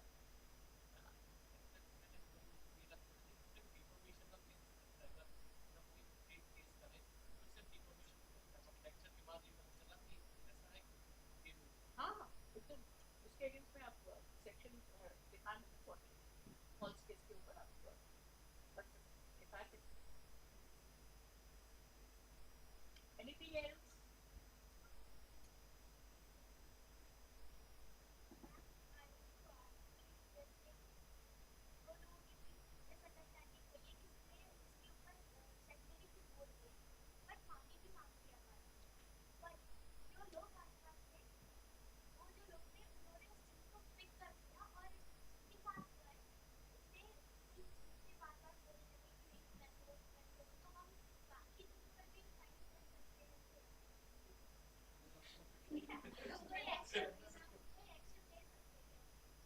हाँ, अगर वो hostile work environment में बढ़ जाएगा कि मुझे एक चीज जो मैं भूलना चाहती हूँ मुझे भूलने नहीं दिया जा रहा है, बार बार उसी को इशू लेके बार बार मेरे को बोला जा रहा है, that आपको ये लिखना है कि it is affecting my study and it is not helping me to consider my study or my research work. So if you write that, IC will definitely take. Basically ये है कि women को रखना है, यूनिवर्सिटी में भी रखना है और स्टूडेंट को भी रखना है, और वर्क में अभी फॉर्मल सेक्टर में आपको मालूम होगा 5% फीमेल है, और हमारा गवर्नमेंट का स्ट्रैटेजी है अप टू 2030 30%. तो 30% कैसे आएगा? क्योंकि हम देखते हैं रिसर्च बोल रहा है कि 60% women are living the job rather than filing a complaint. Especially there are many other issues women cannot, because they have the marriage and children and all that. So already there is a lack of women. But in the unorganized sector, there is 95% women working in the field, agriculture, in other fields. Those are unorganized sector. So organized sector में female का representation बहुत कम है. आप कितने organisation का नाम आप बोल सकते हो जहाँ का MD और CEO फीमेल है? याद करके, अगर वो खुद बनाया है तो दूसरी बात. हाँ, वो खुद बनाया है.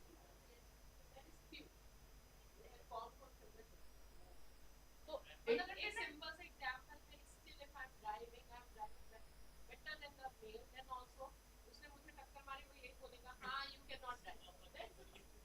आप मेरा खुद का एक्सपीरियंस मेरे पास मेरे खुद टक्कर मारी, मैं खड़ी हूँ. एक खुद का एक्सपीरियंस सुनिए. मेरा जो पिछले वाला ड्राइवर था, यहाँ मैं धर्म का बात कर रही हूँ, उसका बोलना था लड़की का जो बुद्धि है हाथों के नीचे रहता.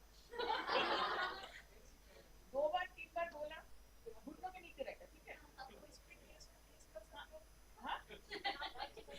मैं मुद्दा उतना मेरे पास ना तो टाइम है ना फालतू का पैसा है. और मैं उसने जब दूसरी बार ऐसे किसी लेडी को ऐसे गाली दिया कांच उतार के, नेक्स्ट दिन से मैंने बोला कि तुम लड़की को लेडीज को रिस्पेक्ट करते हो. इसके अलावा हम कुछ नहीं कर सकते. उसका जो दिमाग, मतलब उसका जो कल्चर है. एक रिसेंटली एक बहुत बड़ा ऑर्गेनाइजेशन है, उनका जो वर्क फील्ड है, मतलब फैक्ट्री जो है, वहाँ पे एक लेडी काम कर रही है. उसका टाइटल ही हरिजन है, मैं बाकी नाम नहीं बोलूंगी आपको. उसने कंप्लेन किया कि एक लड़का उसने कुछ झाड़ू लगाने कुछ बोला तो उसने नहीं सुना, तो उसने चोटी पकड़ के टांग, ऐसा टांग, तो उसको बहुत बुरा लगा करके उसने एक्सेप्ट किया।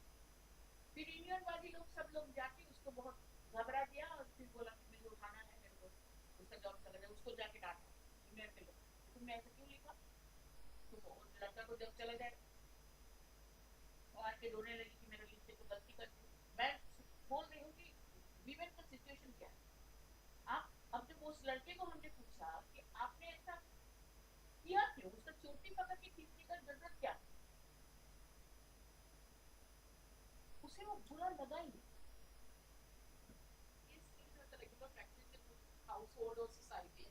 आप समझिए जरा कि उस वो क्योंकि वो झाड़ू देने वाली काम कर रही है, तो उसका स्टेटस इतना लो है, वो बुरा मतलब उसका दिमाग में she is not his colleague, इसको आप कैसे जज करेंगे। लेकिन उसको ये मालूम है जब ट्रेनिंग दिया गया था बोला गया था कि लड़कियों से एक हाथ दूरी रख के बात करना, वो उसको याद है, तो अब किसी को छोटी खींचने के लिए आपको एक हाथ दूरी से अंदर जाना पड़ा। तो मैं ये आपको समझाने के लिए बोल रही हूँ कि in general the status of women in country is still we are second class, rather third class in many situations. Our mindset was set up also in case of women. हम मान ही लेते हैं, हाँ हम हैं, it is accepted. And in Bengali, I know some women, they when we are fighting for dowry, they say why will my aunt will not give me this, why my father will not give me this, it is their expectation, so how you can stop it. So I'm not blaming anyone, I'm talking about the society we live in. We have to consider when we are trying to bring some changes, we're discussing about laws, this is very socially we have to think very social aspect, क्योंकि कोई लड़का ऐसे बोल दिया लेकिन उस लड़की के लिए शायद वो, जैसे I told the calling dirty is a very common thing, but उस लड़की को अच्छा नहीं लगा, अब उसको अच्छा नहीं लगा, उसमें जरूरत दे के कलकत्ता हाई कोर्ट उस बंदे को 3 month तक जेल हो। So this is anyway, it's great. I was discussing with you all, and though there is fewer, I was expecting a full hall, and I oh no, can we ask anyone have any queries who are online for 5 minutes more?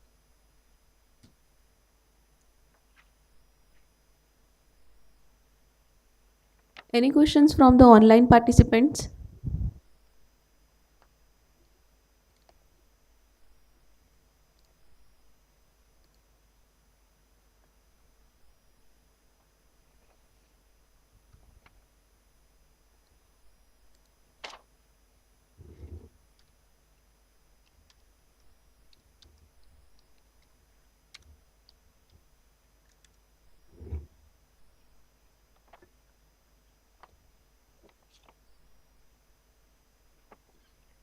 There are no questions, ma'am.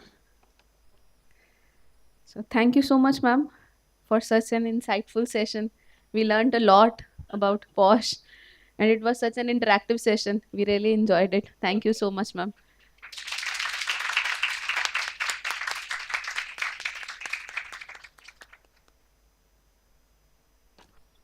Now we will break for a lunch, and we will reconvene at 2 o'clock for our next session. Thank you so much.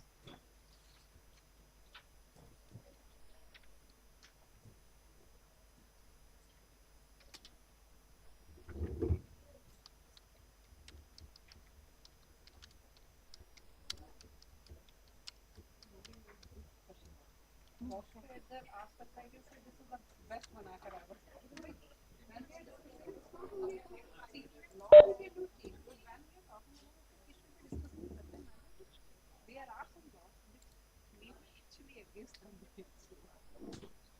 We cannot do anything. At least we should be talking in a fair manner. Because in such a way that I was discussing with her that there are certain cases that when they are discussing with our male colleagues, बहुत सारी बातें हैं जो हंसी मजाक में हुई, we never thought about, definitely they were not intending to say so कि उनका कुछ ऐसा intention रहा, but someone may take it as like offense, and they will file a complaint. So it becomes difficult for the man as well to deal with the female when they are not. Yes.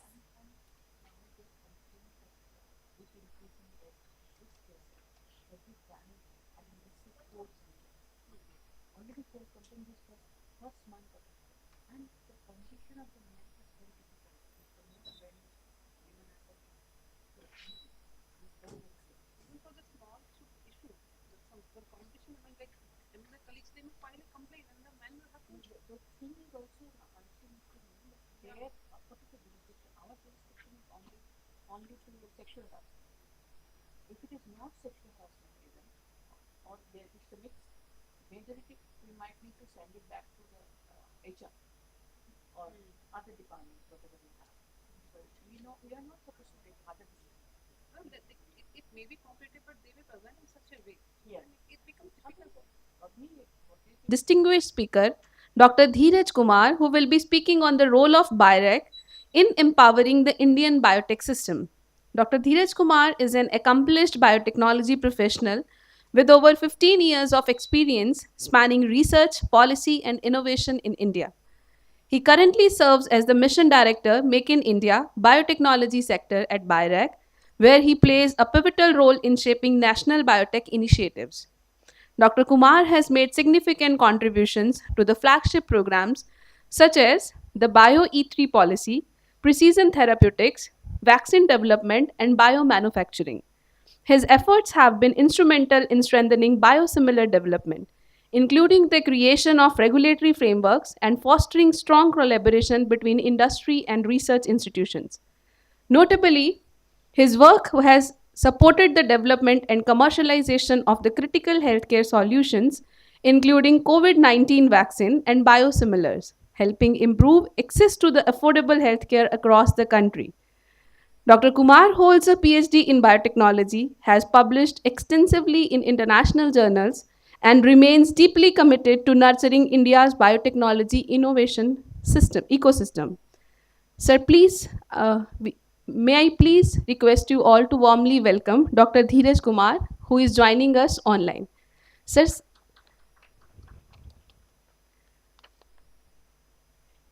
may I please invite you to start the session? Thank you. Thank you for inviting me for this important event, and thanks for my introduction. So I'm starting with the means exactly what is BIREC and what we are doing at BIREC. Next, please. Next slide. So BIREC is a Section 8 company of Government of India Enterprises, and it runs under the aegis of Department of Biotechnology under Ministry of Science and Technology, and BIREC established in 2012. And we are here for nurturing innovation from ideation to commercialization. And we support startups, entrepreneurs, medium and large scale companies for high risk innovation to develop innovative, affordable products to address the unmet need. Next, please.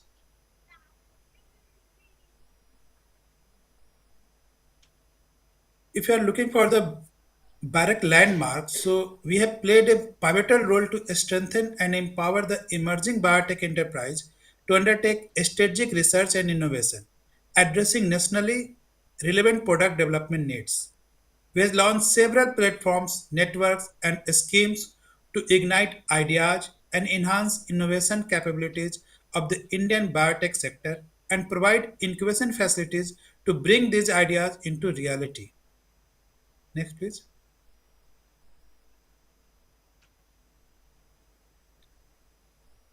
So, what kind of funding assistance we are providing?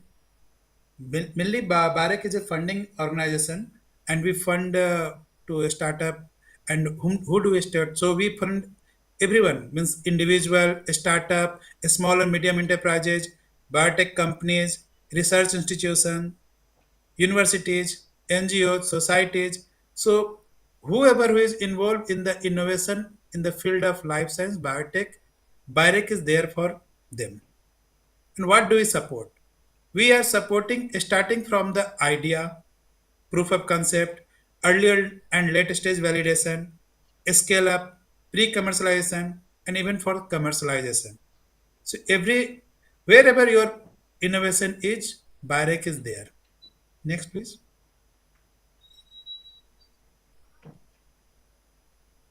So, how we are supporting? So, we are supporting through our different scheme, and we are supporting from ideation to market.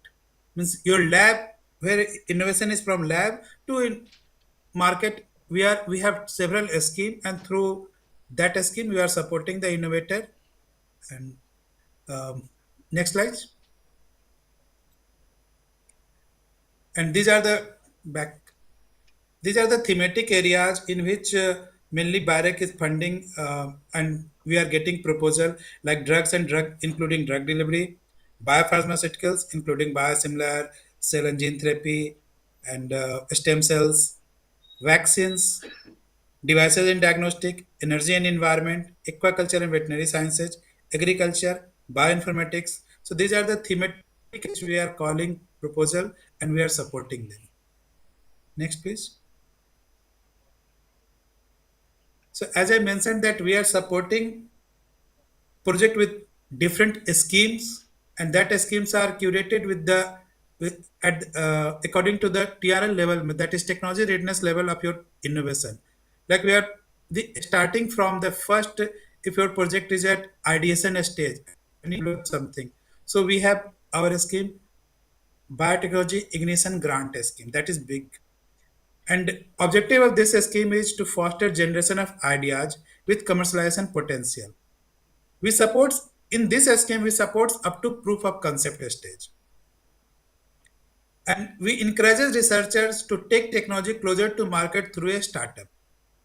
We stimulate in this through this scheme. We stimulate people to enterprise formation so that they open their startup, and with this we are providing means we are announcing two times call for proposal in a year, in January and in the month of July. And in this scheme each innovator receives up to rupees 50 lakhs for research projects with commercialization potential and with duration of up to 18 months. And this scheme is currently managed with our big partners. We have 8 big partners who work with the grantees to provide mentoring, monitoring, networking, and other business development related activities through this. So we are not just providing the fund and okay, take this 50 lakh and start your innovation. But we are at each step. We are through this big partner. We are mentoring, monitoring, networking, and providing every kind of support. Wherever you stuck, these big partners will help you to move forward. Next, please.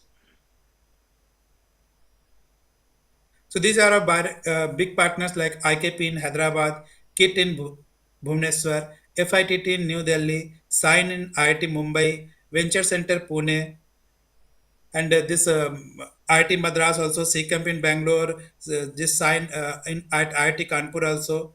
So these all are there for awareness and outreach. They are doing outreach for this big scheme as well as go back, and also technical mentoring, business mentoring, regulatory advice, every kind of support they are providing. Next, please. So once you reached at the stage of proof of concept, then we have another scheme, that is a small business innovation research initiative. This scheme is to provide support for early stage proof of concept research in biotechnology by industry, and projects submitted under CBRI should have end at TRL up to 6 level.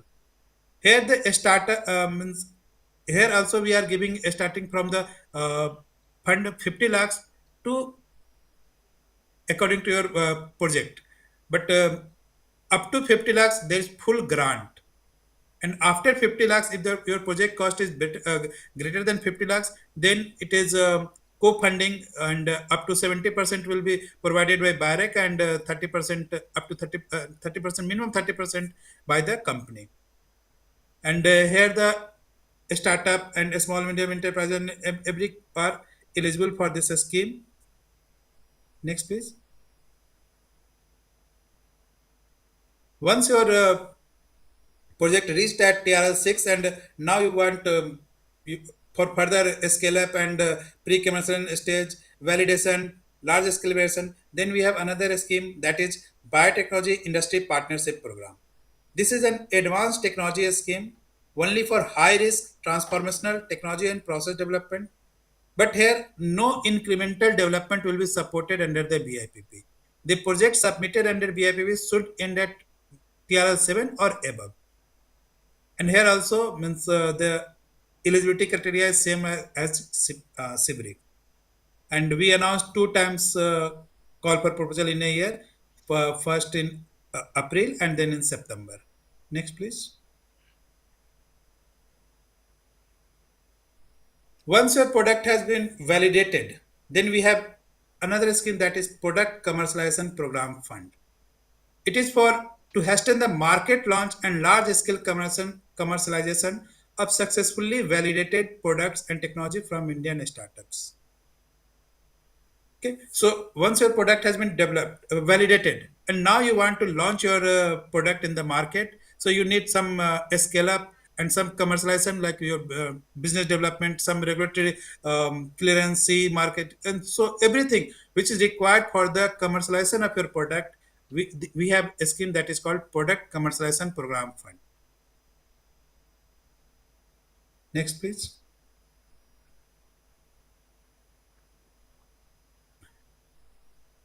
We have another scheme that is for academician. The previous all the schemes are for the startup and companies and small and medium enterprises. Now it is for the academia, means university and faculty, that is PACE, promoting academic research conversion to enterprise. This scheme has two components. First is academic innovation research, that is AIR, and in this AIR, the scheme promotes development of proof of concept for a process or product by academia with or without the involvement of industry. In this, we are providing funding support up to 50 lakhs total grant. And in this, 10% should be your non-recurring cost, other rest will be the recurring cost. Once through this AIR, you have established your project and you have reached at the stage of proof of concept, and you want now validation, large scale validation, or some something which you can't do at your university or at your institution. Then you want that some CRO, contract research organization, will come with you and they work for you. So for this, we have a scheme, contract research scheme. It aims at validation of a process or prototype developed by the academia with the help of industry partner. Here, there is no capping of the fund. It is the project cost is according to the uh, requirement of the project. Next, please. We have another scheme that is Early Translation Accelerator. In this, we are means bioincubators and the some research institutions which have good full-fledged facility. And in this ETR is a center in which the role of ETA is to identify the academic projects which have industry potential, means commercialization potential, but somehow it is left at TRL 5.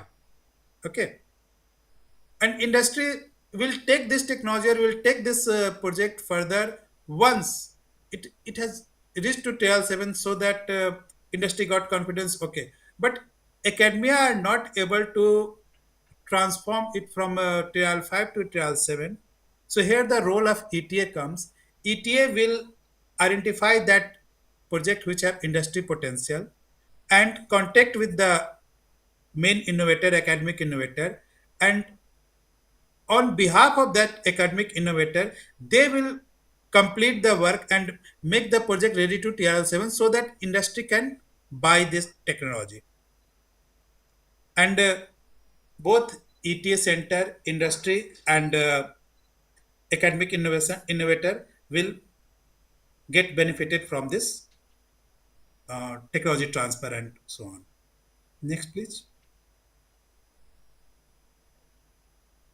Barek, means these are our regular scheme, but we have also identifying several, means we are working every day and we are identifying the niche area and we are calling the niche area meeting, and according after that the niche area we identified that okay, these are the requirement. So we announced a special call also, like we have announced a special call on CAR T cell technology, anti-snake venom, aquaculture and marine product, industrial enzyme, waste to energy, guar gum. So these all are niche area where means more funding is required, and people want that okay, some fund will come so that they can work in this area. So we identified this niche area and we are also announcing a special call on this. Next, please.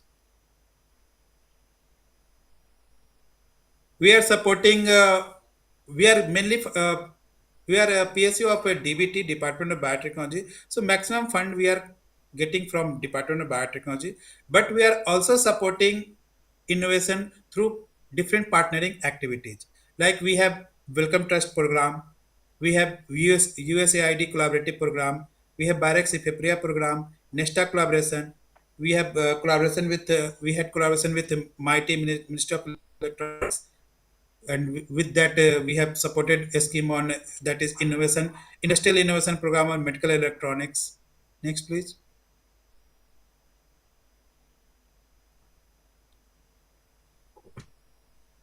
We are also announcing call with DBT also, like DBT Barrack joint call or Indo-Australian joint call for COVID-19, and that Indo-Swedish joint call, ATGC Accelerating Transaction Grant for Commercialization, this joint call for novel antibodies, call for new drug development. So we are not only announcing call and we are asking proposal through BIREC, but we are trying to get and trying to reach every corner of the India, and we provide fund through different organization and different program collaboration also. Next, please.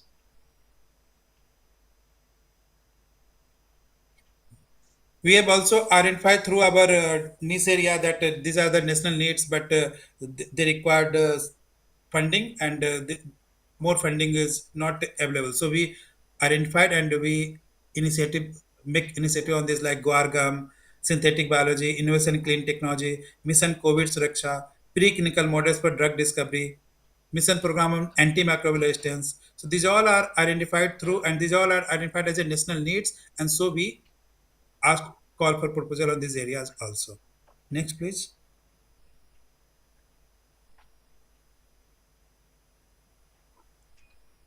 We have a dedicated department division called as Regulatory Affairs and Policy Advocacy.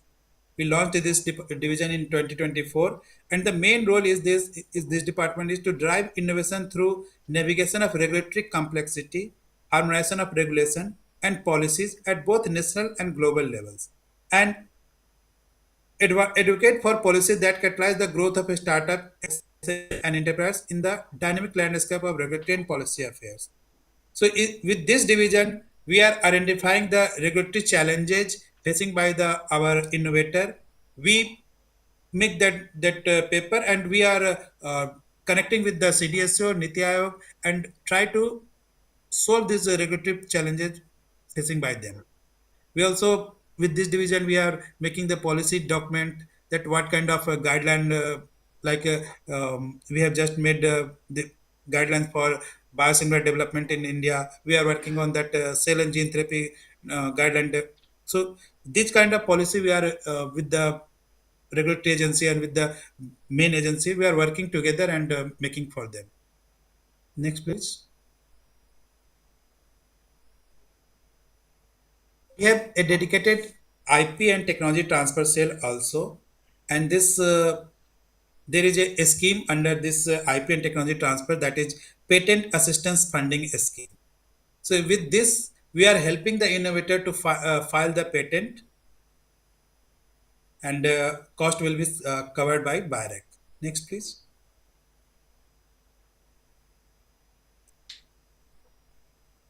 Recently, in August 2024, Government of India launched bioethics policy, that is biotechnology for economy, environment, and employment, for fostering high performance biomanufacturing, and it is implemented by BIREC. Next, please.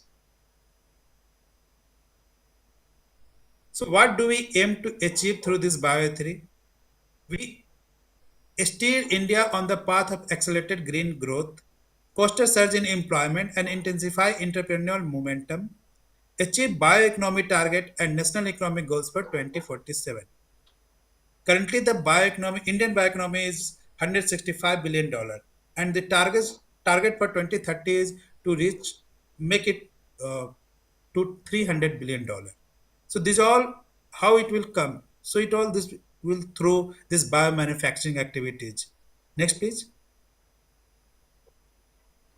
So these are the thematic sectors of biomanufacturing. So in this, we are announcing call and we are asking proposal on bio-based chemicals and enzymes, functional foods and smart protein, precision biotherapeutics including messenger RNA therapeutics, cell and gene therapeutics, and monoclonal antibody therapeutics, climatic resilient agriculture, carbon capture and utilization, futuristic marine and space research.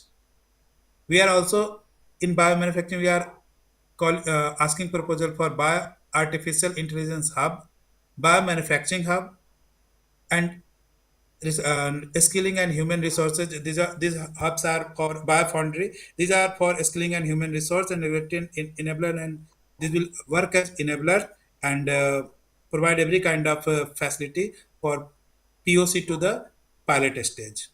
Next, please. So, what kind of opportunities across sectoral verticals? I've just mentioned that these are the different thematic areas in the biomanufacturing initiative. Next, please. Next. So, Barrack is in this 12 years of journey of Barrack, we have established 95 incubation centers.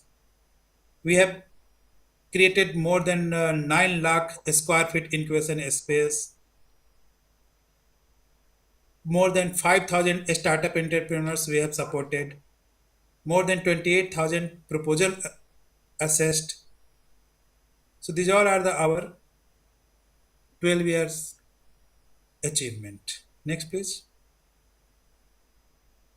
So now the most important for you all are grant writing. Means I have informed you about these are the scheme and these are the funding available.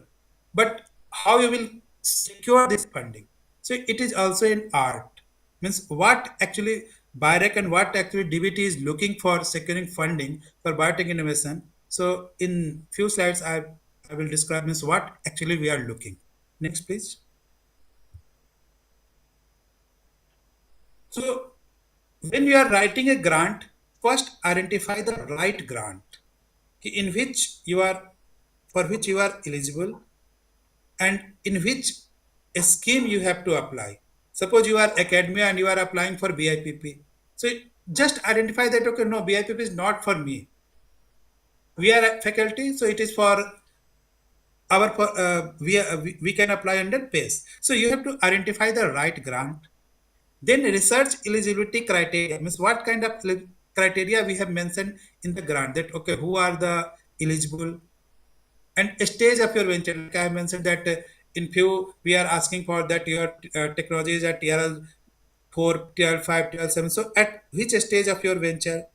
Align project objective with the scheme goals. I mean, identify the goal of the scheme, that okay, what we are means what BIREC or what DBT is looking for.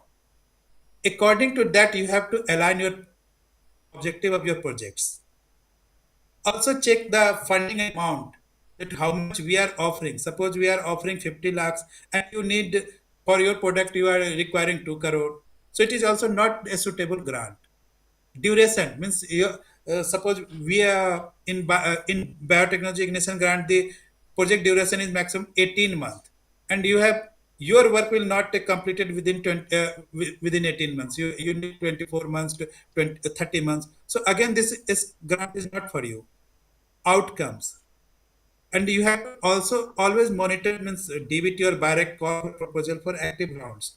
Means I mentioned few scheme, but there are several scheme every time coming on the BIREC and DBT. So you have to check the web page. Okay, these are the caller coming.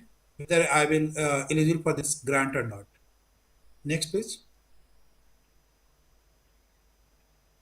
Then assemble a credential. That okay, what kind of team expertise you have, what kind of complementary skills you have. Gather preliminary data and pilot study results, document proof of concept for feasibility evidence, and build track record and institutional partnership.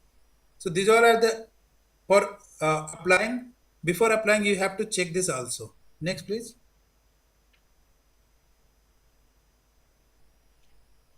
So next step is craft executive summary and a snapshot of your project. Means you have to make exact summary of your project. Means okay, what you are going to do. Means the uh, evaluator when we are evaluating the projects, we that time we don't have much more time. So because large number of applications are coming, and we have to complete the evaluation 10 minutes and 15 minutes for each project. So you have to prepare with your summary of your proposal, problem statement, and what kind of market opportunities available for that problem. What is your innovative solution, and why we are funding you. So competitive advantage of your innovative solution, key objectives and expected outcomes. These all we are looking for. Okay, with this we can okay means it is the snapshot of your project. Next, please. Step 4 is project description. Once you have okay in the you have identified that okay these are the problem we are going to propose this is the proposed solution, but how you are going to perform.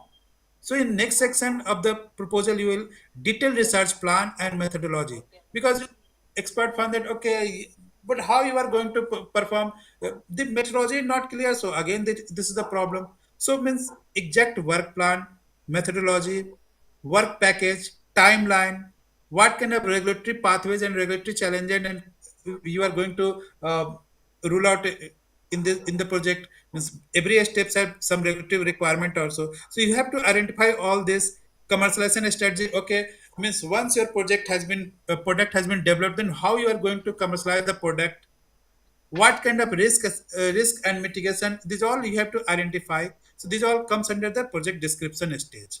Next, please. Again, next, budget justification.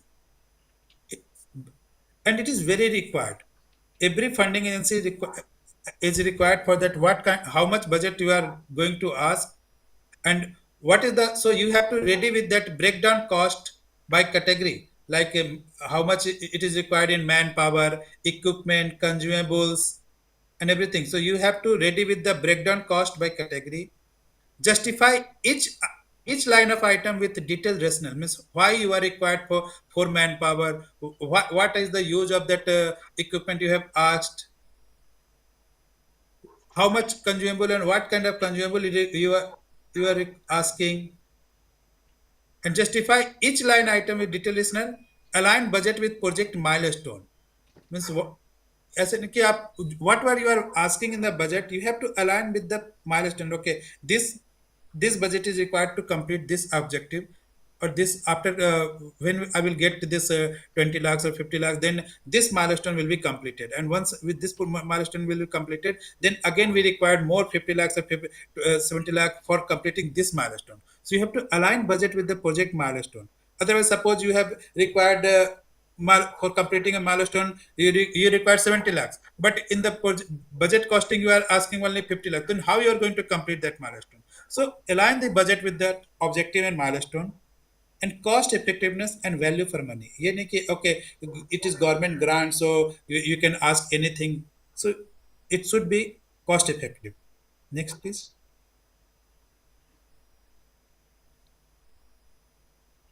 Impact statement articulates scientific and commercial significance. Link your idea to the national bioeconomic goals or sustainable development goals. Okay, this is the requirement of the nation. This is the requirement of global. So my idea is that's why our idea is important. Define measurable outcomes and deliverables. So potential for job creation and industry growth. With this project, you are going to hire so many manpower, and with this project, industry will get revenue and get the product in the market.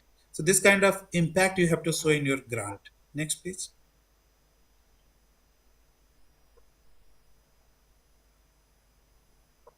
What kind of common mistakes people are making? You have to avoid is like vague problem statements.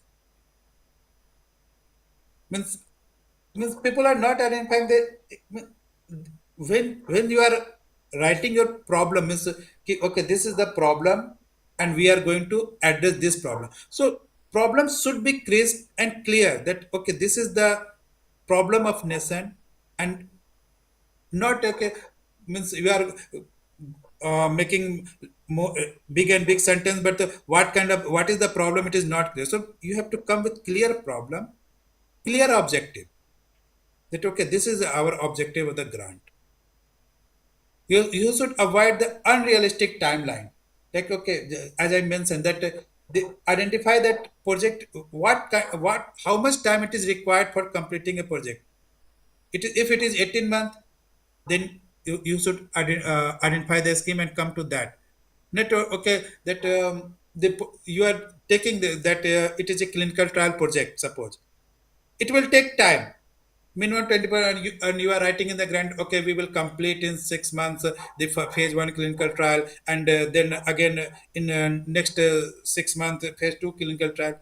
भाई एक एक regulatory approval लाने में time लग जाता है, तो you have to avoid this kind of unrealistic timeline, unrealistic budget. And also preliminary data is very much important. It will give confidence to the evaluator, give confidence to the funding agency that okay, this is the strong preliminary data and this is the data what you already have. So avoid weak preliminary data, feasibility evidence, poor alignment with scheme objective. That identify correct right grant for right problem, and so you have to identify the right grant. So avoid this poor alignment with the scheme objectives. Next, please. So with after means avoiding that mistakes, these are the tips for success. Start early, and read guidelines thoroughly. People are means होता है कि okay, this the last date is 5th February, तो people उस समय जाकर वो start करें, उस समय सबमिट करें. No, you have to start your writing a proposal for particular scheme early. Start early and go clearly, carefully with the guideline of the scheme, and accordingly you can prepare your grant.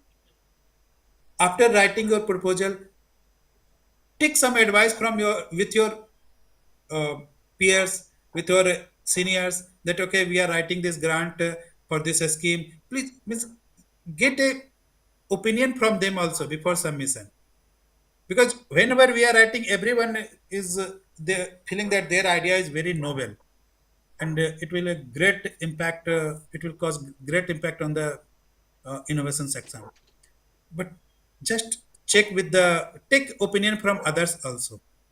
Use clear logical flow and professional presentation, and highlight your innovation and commercial viability clearly. Means every time the expert will ask it, okay, this is the problem, we okay, fine, but what is your innovation, what is the novelty in your innovation?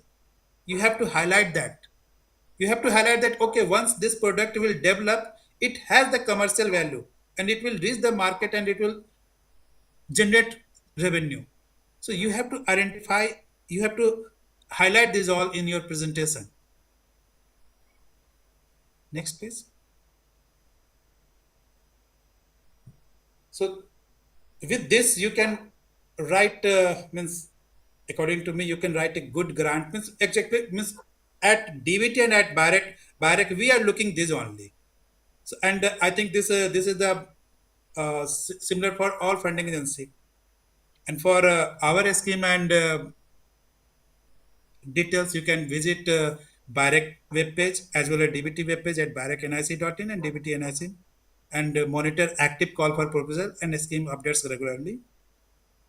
So I hope that it will help in the good grant writing, and I've given some clarity about what BIREC is doing, what DBT is doing, and what we are working for bioeconomy. So you can ask. I'm ready to asking your clearing your queries. Next, please. Yeah. Any Thank you. questions? I'm ready for queries.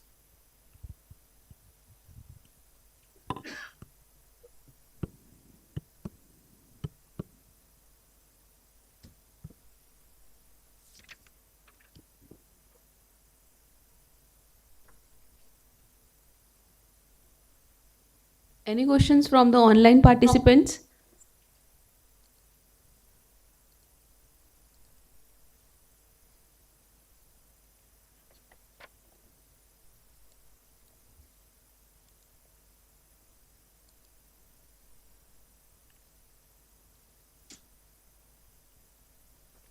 Sir, we don't have any questions.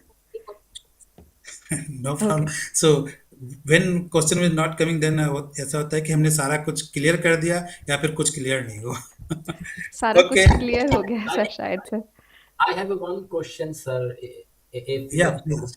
yeah. So this is Dr. Rahul from NMIMS deemed to be University Hyderabad campus.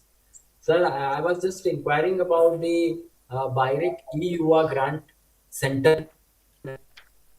So we have established 20 EUA center, na? So means what kind of grant you are looking for? Means new grant or you have applied for some EUA center or what?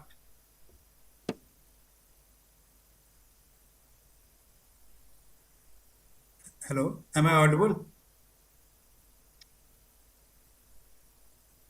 Hello. I'm asking is what kind of EUA means you are asking for new EUA grant or you are asking means where the EUA center are? No, I'm just asking, is there any new call for the EUA research center establishment? You already established few universities as a research center. So is there any other calls? Our university can also be registered for the same. It will come, but right now it is means under consideration that when we are going to announce. Okay, thank you, sir. Okay. Any other questions? So thank you so much, sir, for such a thoughtful and insightful talk. Thank you for joining us, sir. Thank you, and all the for the DBT and direct grants. Thank you. Our next session will start at 3:15.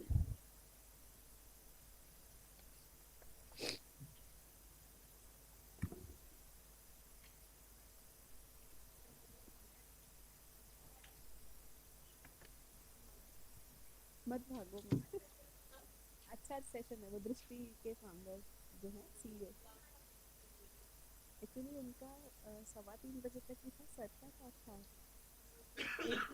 जब बोली ना sir का talk खत्म हो गया. एक बार Amandeep sir से पूछ लीजिए वो जल्दी आ सकते हैं क्या.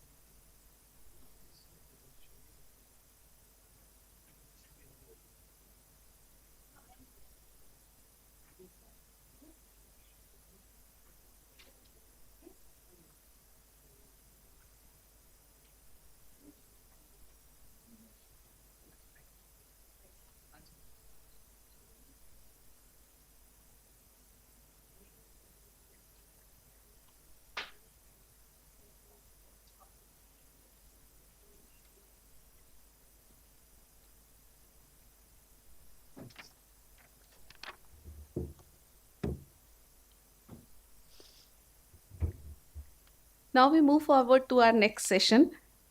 Our next speaker is Mr. Amandeep Srivastava, who brings a powerful perspective on commercialization, funding, and startup ecosystem development. Mr. Srivastava is a highly accomplished institutional leader and startup ecosystem builder with nearly a decade of experience. 1 minute, sir, I have to unmute. With a decade of experience in driving commercialization, funding strategies, and scalable growth across diverse sectors. He is widely known for his ability to transform ideas, research, and early stage initiatives into the investment ready and revenue generating ventures. With strong expertise in execution, finance, and operation, he has successfully built organizations from the ground up and led turnaround in challenging environments. In his current leadership role, at a premium academic innovation foundation, he has been central to the strengthening commercialization pipelines, attracting large scale funding, enabling industry collaboration, and accelerating startup growth. Earlier in his journey, Mr. Srivastava founded and scaled a technology startup to significant market value, achieving a successful exit. His ecosystem driven approach and ability to build trust with government bodies, industry leaders, investors, and founders truly set him apart.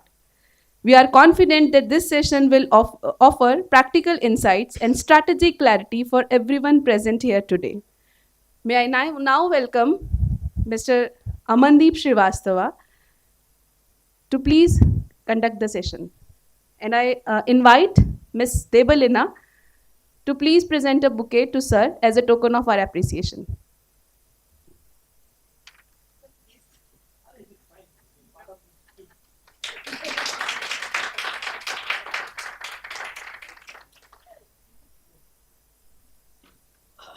Sir, you will need a mic. No, it's good. I can deliver. We are two people. So, am I audible till last? Ah, that's good. So, a very good afternoon, ladies and gentlemen. I'm Amandeep Srivastava. My brief was not brief. I believe it was not a brief because I told my team to send a brief, but they have became brief. Okay. So, guys, we are. I'm a little bit unaware about what is this funding of NRF, but I have been told from that I will be speaking on two things majorly that, as mentioned in my presentation, this is again major motive to organize this presentation. Sorry. But for our okay. I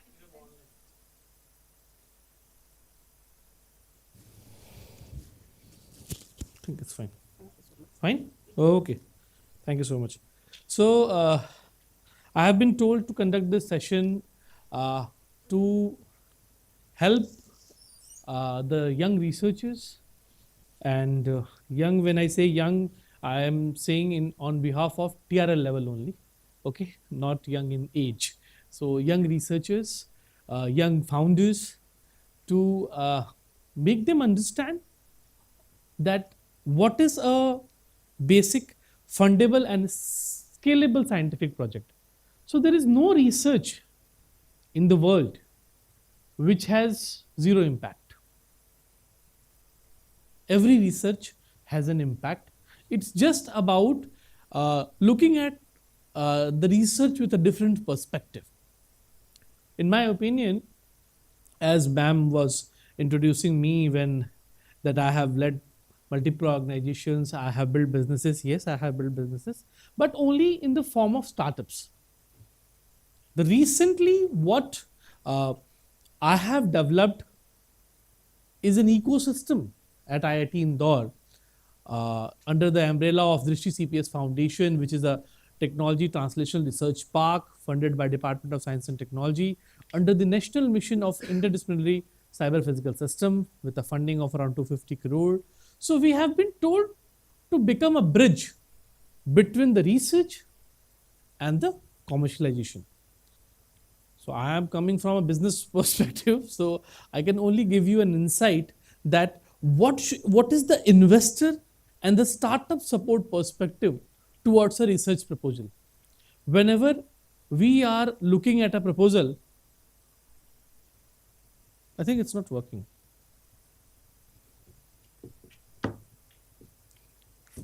Okay, just a minute.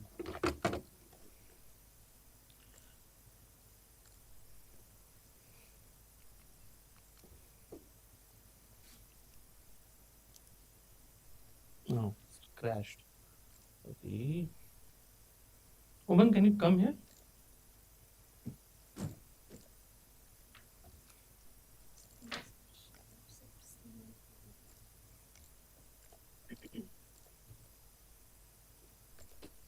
Okay, thank you. You change it from here, but this is on, so.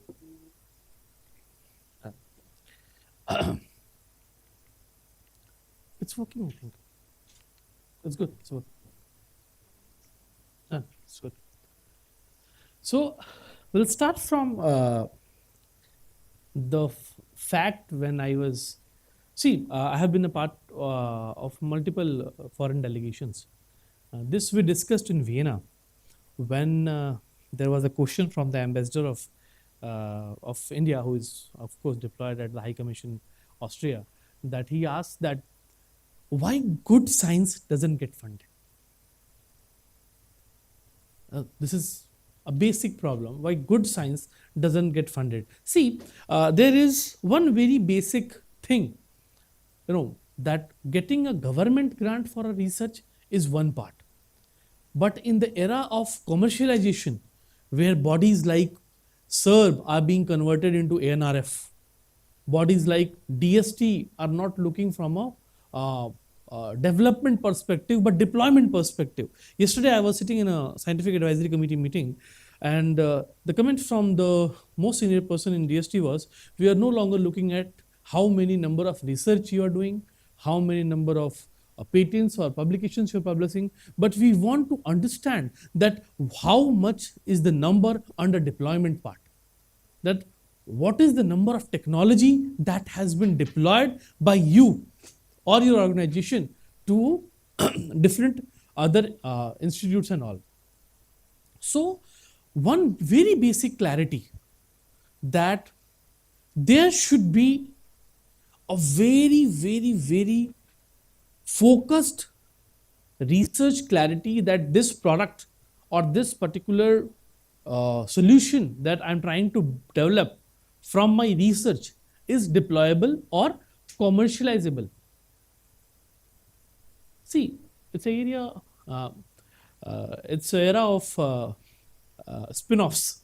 We often hear this name, especially in academics. हम ये अक्सर सुनते हैं कि it's an area of spin-off. How many spin-off do you have? How many spin-off do you have? I'll come to that part. Spin-off is one of the part where we are also trying to get good numbers in. When I say spin-off, spin-off means how many researchers have made a startup to commercialize their research into market. Those are called spin-offs. And when I say spin-off, it doesn't mean you form a company and you start selling it and you start validation. It is a whole new journey from the academic point of view. Because once you're an academician, you're a UG, PG, PhD student, research scholar, or a faculty. But on the second part, now you're entering into that kind of segment where you have to commercialize your product, a total different game. So what should be those points you should be taking care while you are developing and while you are in the research phase? The first point is the first lack where the investor see, or the startup point of view, the angel or VC see that no clear market. आप कोई ऐसी चीज बना रहे हो जिसकी जरूरत ही नहीं है, और the technology which is ancient, that उससे better भी कुछ available है. Second, the commercialization story is not aligned with the product. That you are saying that I'm solving a problem X, but you don't have a proper solution for that problem X. You're developing something, but that will not solve the problem X. Third one is the low technology readiness level. See, ये जो TRL level है ना, ये taboo है. Everybody has their own definition of TRL level. You may say I am TRL level 5, but once a funding agency or a validation agency or a deployment agency will validate that, they may say you are a TRL level 3 or 2. And that is very disappointing. Okay, so this TRL level is in investment also. There is a term called valuation. Okay, if you are the young champs will understand that thing with me, that there is a term called valuation. अगर आपने shark tank देखा हो तो थोड़ा बहुत हो तो थोड़ा ज्ञान वहाँ से आ जाता है. ठीक है, कि this is a term called valuation. When we say valuation, it means the value of the company. And the definition of valuation is the exact amount at which the investor and the investees get agreed that yes, this is the valuation of the company and we can go ahead for the investment. Similarly, this is my definition, not quoted from any book or reference. There is no reference to this line. That TRL level is a TRL level at which the validator and the validity get mutually agreed that yes, this is my TRL level. So again, you have to reduce the execution gaps. देखो ऐसा होता है, I don't know if you will agree with my thought. Calculus, there are two parts of calculus, integral and differential. There is a long story behind that these both part of calculus have developed at the same time in two different regions of the world. So similar, brilliant minds think alike. So any idea which is coming into your mind is yours only for 60 days. That's the average study. So before that, you need to think that what will be the way of developing it, then making it market ready, or in the startup terms we say product market fit, and then getting the first deployment for testing. See, I'm here to give an investor perspective. At Drishti CPS Foundation, which is under IIT Indore, we have multiple funding programs for researchers also, for students also, for faculties also, for different startups also, ranging from 5 lakh rupees goes up to 5 CR each. Okay, but what is the real thing? And an investor will look into your product is that, see, one thing which is very common in the researchers, and you will be agreeing with me on this part, that establishing a POC on paper, establishing a proof of concept on paper is very right when it is in terms of research. I'm just talking about today's trend. I'm not justifying it is right or wrong. But establishing a proof of concept on paper is very right when you are a researcher. But if you want to commercialize your research, and if you're going for funding, specifically those kind of funding which are heavy in nature, aligned with commercialization, there should be no paper POC. A physical POC is required. That yes, I have developed. So basically, I'm just trying to say that prototype should be ready with you. See, the era is changing. I'm trying to understand this part, that the era is changing very fast. Research are going from 0 to 9 in just 2-3 months. I have seen in quantum physics, there was a startup in quantum, opened 6 months back and scaled up to 6,000 crores in just 6 months. So this era is very fast, very, very fast.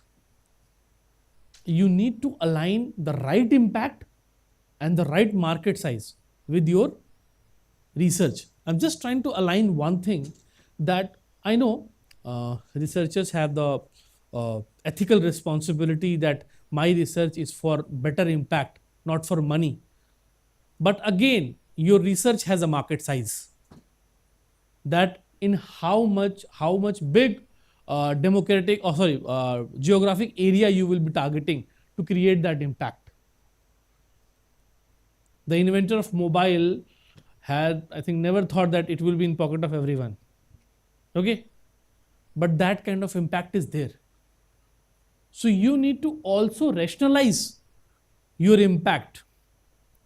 You need to also rationalize your impact, that what kind of impact your technology will create if you will be getting some funding from a research institute or from the investor side of it. First of all, investors don't fund research projects. Simple. They need to have a real scalable problem that is being solved by your research or solution, and very, very commercialization intent with that. Then you form a startup, and then an investor come in picture. Before that, if you want that, yes, see, I have seen one very good practice in other countries, that their faculty, the professors, even the students are allowed to make companies to do commercialization of their product, and they're allowed to have equity. Nowadays, even specifically talking about my institute, IIT Indore, we have also allowed that professors can take equity and they can make startups and they can further commercialize their research projects. Of course, there are some funding alignment needs to be done with them because they're government employees also, but we are in process. As much as we can leverage with our faculty and other people, we are in process, we are doing good thing to support these kind of innovations. See, a faculty also needs to be rewarded. That is my belief. We annually do one program called Disha. Disha is a flagship program of the CPS Foundation, under which we fund projects and startups. From last 2 years, we are doing that, and this was a second year call, and we funded around 39 projects, around 38 startups, more than 12 fellowships we have funded. And we have aligned more than 11 IITs, 9 AIMS, 2-3 other private colleges and medical colleges. But see the impact. This is the era of, again, I'm saying the same thing multiple times. This is the era of commercialization. So you need to think in a way of commercialization. You cannot think like that okay, I'm just making this idea. So I have done the POC. So POC is at TRL level 3 now. So let's, from your grant, whatever grant you will be giving me, I'll be taking it to TRL level 7, and then your work is done. I will go for another grant to take it to TRL level 9, and then we will see. SNE. The funding agencies like DST, DBT, BIRAC is again part of DBT only, MIT, DOT, Department of Telecommunication, they are not looking from a research perspective now. They're looking for a commercialization perspective. See, our problem is the same from 1947, or maybe earlier than that. That whatever we have done are in books, and the practical implementation are being demolished by Mughals, kind of British and all. Yesterday I was having a word with one of the professors of IIT Indore. We were having the word on the Surya temple.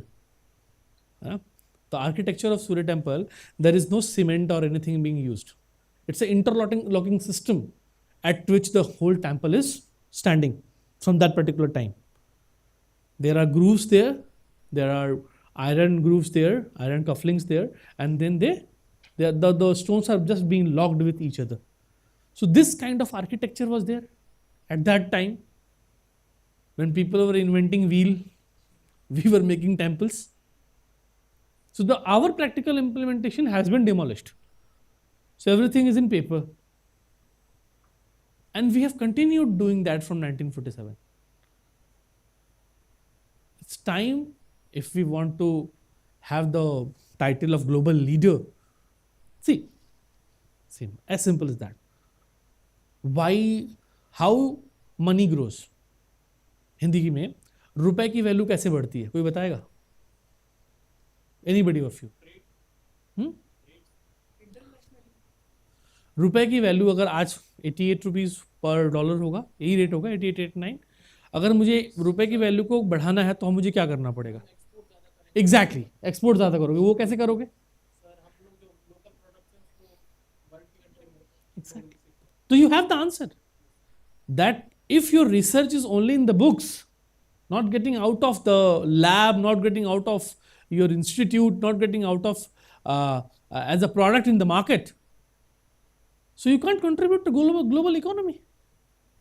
We are the, I would not saying that, I don't know how much people have joined online and who are there in online, but I'm not saying that, but there is a opportunity in semiconductor industry, a very big opportunity in semiconductor and chip manufacturing, and government of India is just giving money to establish those kind of clusters here because of monopoly of one country or two countries.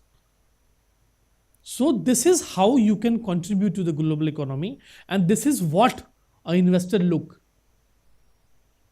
The investor may not see that, okay, okay, this is the gross margin, net margin, this much money you will be making in future. But they can look on the path to scale, that what is the path to scale? How much you can scale? Okay, so it's about the impact your research will be creating after getting out of tier level 7, 8, 9. Okay, but you have to start with that mindset. That mindset is required. See, for a researcher, there are two ways of basic, I should say, commercialization. One is technology transfer, very famous. Everybody loves that. Do a TOT and be famous and have some money. Okay. And the second part is the spin-off, the new culture, the new era, where the government allows you, where the funding agencies allows you to form a startup, hire the right team, and deploy your technology in the market to create larger impact than a technology transfer. Again, I'm not saying I'm against TOT. TOT is a wonderful thing. You can do n number of TOTs in your career. But again, startup you can do only one or two. Okay? Successful startups. Failure तो आपको 20 भी करने तो आप करो. Coming back to the evaluation lens, see, again, I'm just at the starting of my session, मैंने यही बोला था कि I'm a person of business, so I can give you the insight what an investor has in his mind when he is evaluating something like for funding. So funding again comes when you form a startup. Okay, there are in this case you can consider investor as a funding agency also. That a research agency, what they look, you know. See, either you enhance the TRL level from the fund, or you validate it with some because in our country cost of validation is also very high. Some of the validations cost at very high cost.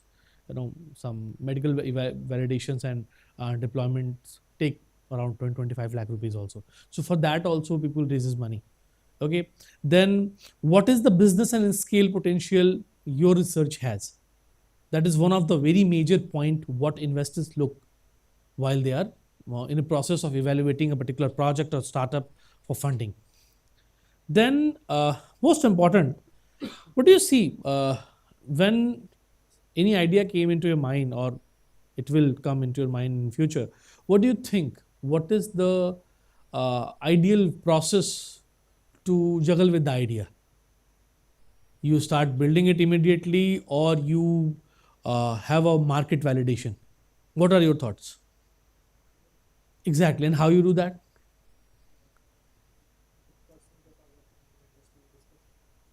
Exactly. So this is the one thing which is very common, that we call it industry PDS. Okay, industry problem definition statement.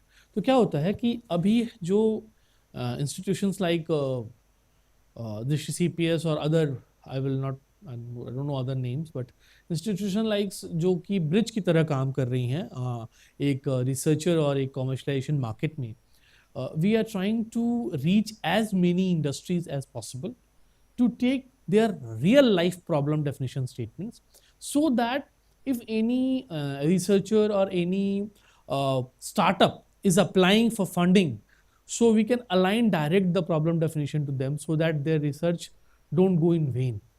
that कुछ किया और कुछ मिला नहीं. So that is one of the part where we call it problem owner identification. That which for this particular problem, who will be the owning this problem, or who has this problem. For that, they will be solving that. Second is, uh, try to identify the market size. Market size is very important, very, very important. I'm telling you. See, sometimes you are making, there is a say in Hindi कि हम तो गंजे को भी कंघी बेच सकते हैं, लेकिन वो एक बार ही खरीदेगा ना, दोबारा नहीं आएगा, इतना भी कुछ थोड़ी ना. Simple. So try to understand the market size of your problem. Either you make a $1 million product for 100 people, or you make a $100 product for 1 million people. मेहनत आपको किस में ज़्यादा करनी है, that is your decision. Accordingly, you have to form a team. Accordingly, you have to decide for salaries. Accordingly, you have to define the structure of your company and other things. I'm not quoting someone, but one very good politician has said that India is in in a phase of developing delivery startups only. You know the name, I know the name, I will not take the name. Okay? But that is partially true, not fully true. I am aligning with the politician also, I am aligning with my IIT Indore also. We are in the process, but due to lack of various resources,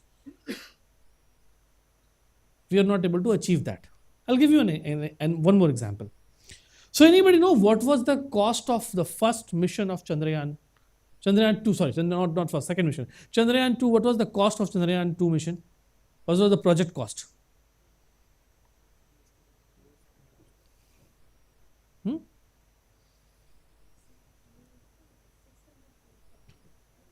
That was a successful one. The failed one.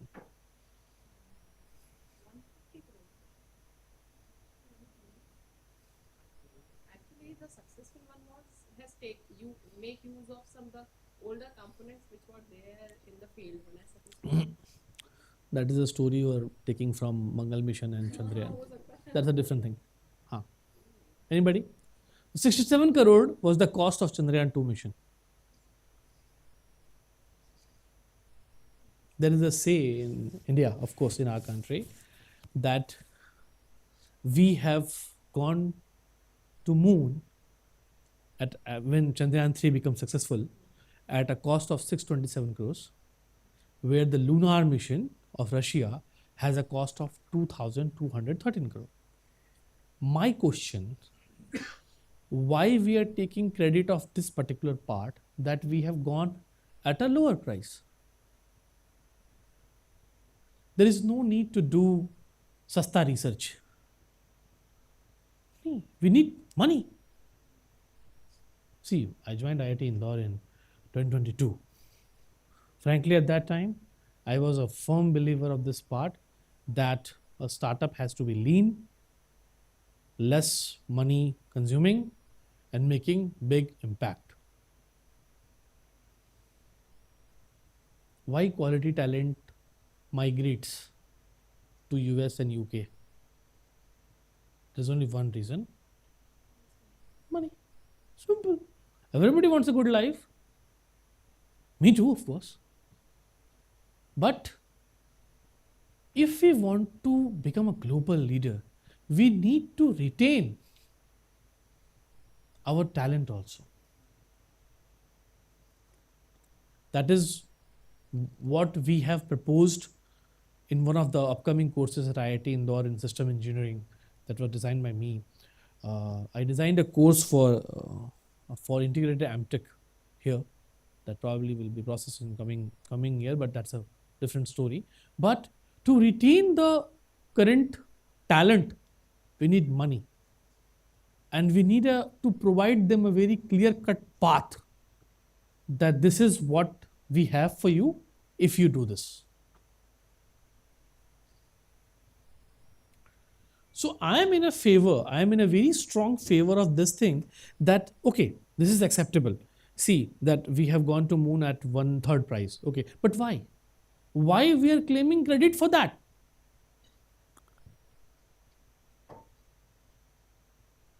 If we have money for everything else, then we should have money for this part also. But that decision lies with the agencies, now whether they are allotting that much money to the project or not. That thought process has to change now, and this is who can change that. See, a proposal, a very good scientist has given a proposal of 23 crore, 25 crore, okay, that I will be doing this in 25 crore, right? Just to back the proposal, average scientist or an average faculty or an average student submit the same proposal, the same work at a cost of 2.5 crore. What the funding agency will do? 2.5. And what will be the output?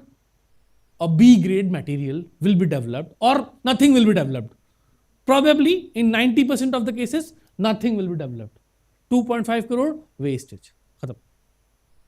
That could have been developed, entered the market at a cost of 25 CR. So we have to understand that we want to create such kind of impact, such kind of thought processes in our young researchers, young startups, young faculties. When I say young, it means on the TRL level, not in the age. That they should have the confidence to write a budget of 50 crore. See, at IIT, we have the confidence. We can write a budget of 50, 100 crores. And from the name of IIT, we have a better chance to get that. Okay, that is one part. A student from a private institute will not dare to write a budget of 1 crore. I'm telling you, because of lack of that confidence, that nahi milega yaar, itna thodi na dete.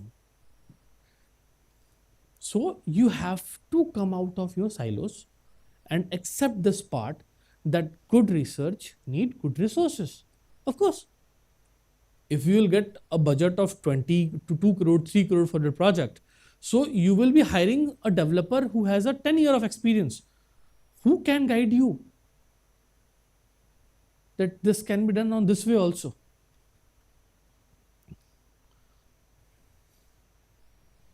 Again, the same thing, that technology, TRL and validation. See, there is very important, only purpose of this slide is to make you understand two parts. Number one,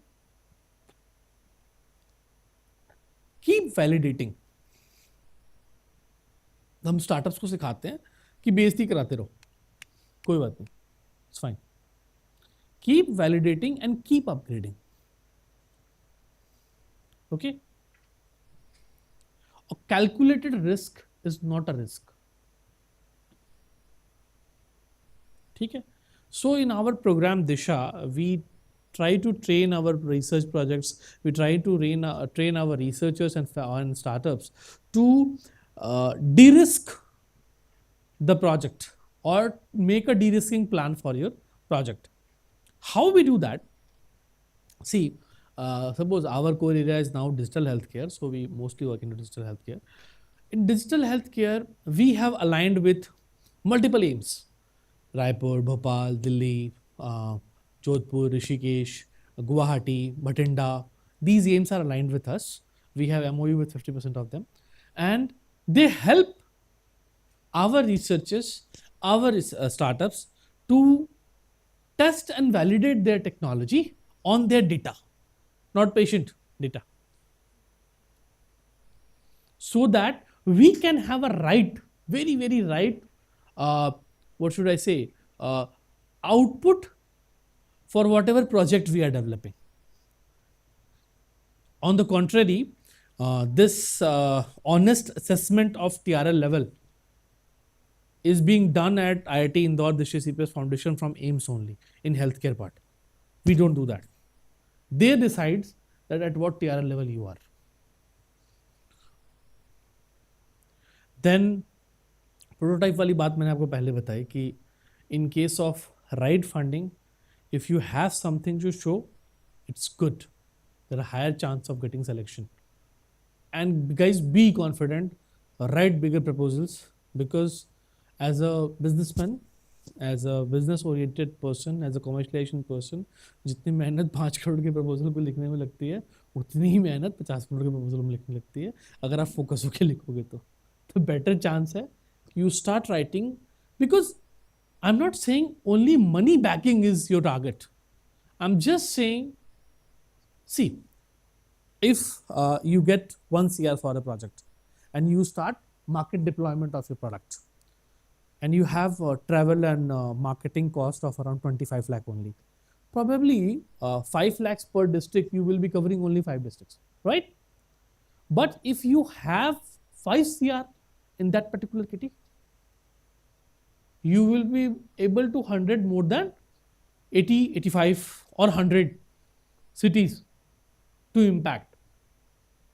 So for this particular part, you need money, where demonstration, pilot readiness, early validation, or de-risking plan. De-risking plan is a plan. So it's a very nice word, first of all. It's a de-risking plan.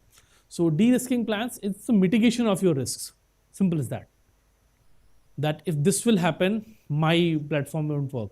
If this will happen, my platform won't work. For example, I'll give you one example. There is a researcher in our cohort who has developed a remote-based ultrasound machine. So he said that the radiologist will be sitting in his lab in the city, and only one person is required on nurse or compounder category. They will run the probe over the body part, and it will be done. Okay, good concept, nice concept. Can you tell me what is the biggest risk in that? Just an ultrasound machine.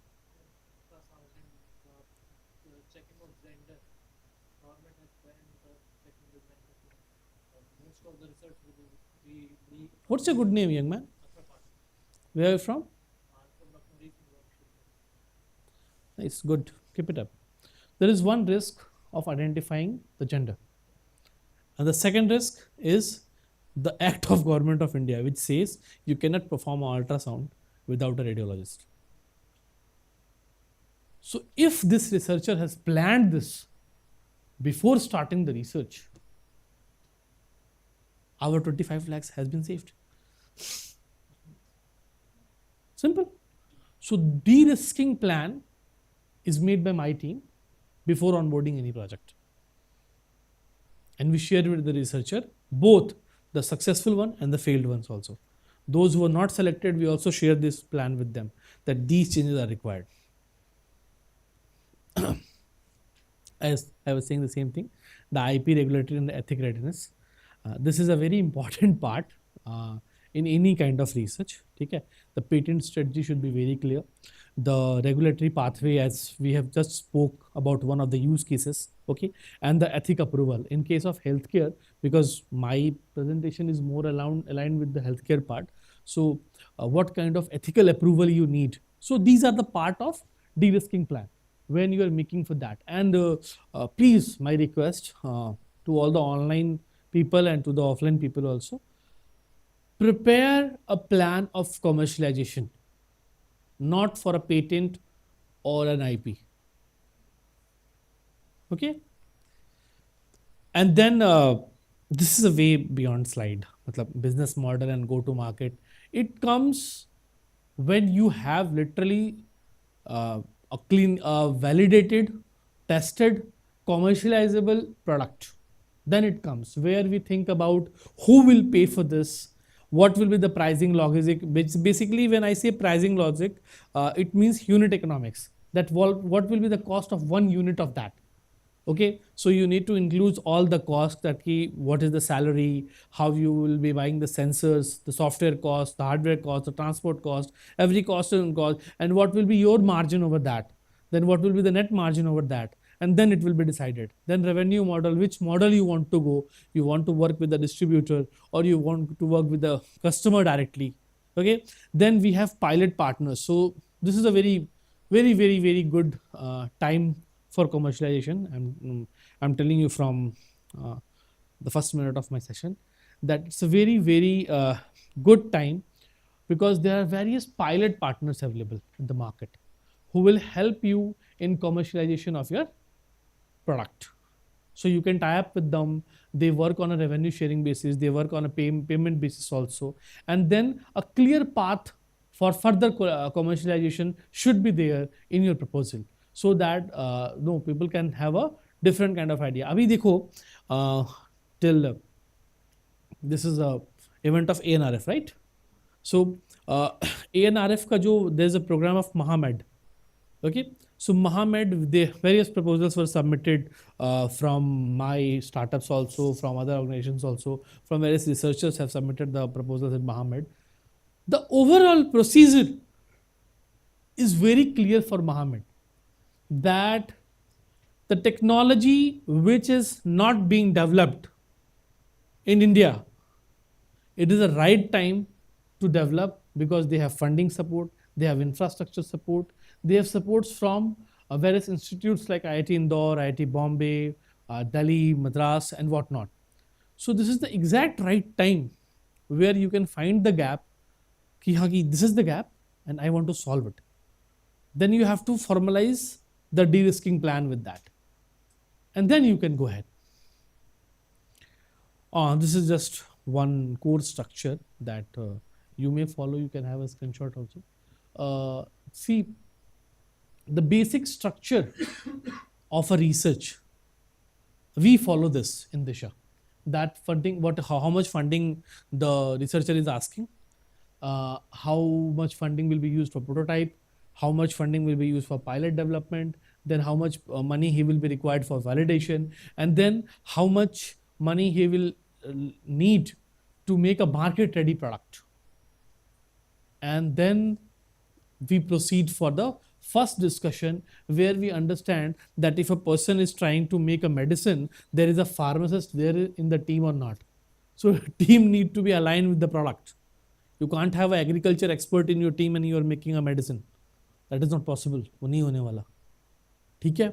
Similarly, the commercial advisor should be there, that this is not... See, it is very important to understand one perspective, that there should be someone in your team as an advisor, mentor, or a full-time person who knows when to grab your collar and pull you back, that you are going wrong. It is very important to understand that what is the exact thing that is not doable for this particular plan to execute. It's important to know what not to do rather than you know what to do. Simple. It's very, very important to understand what not to do in a business plan. And then again, just the same thing. When you form a startup, when you have developed a startup and now you are way ahead than a researcher, you need to focus on three things. Number one, what is your immediate 2 to 3 year plan? Don't make more than that. ठीक है, वो उससे बड़ा काम करता नहीं, 20-20 साल का प्लान फायदे का है नहीं, until unless आप कोई बहुत बड़ी रिसर्च कर रहे हो. ठीक है. Then what are the key risk and mitigation?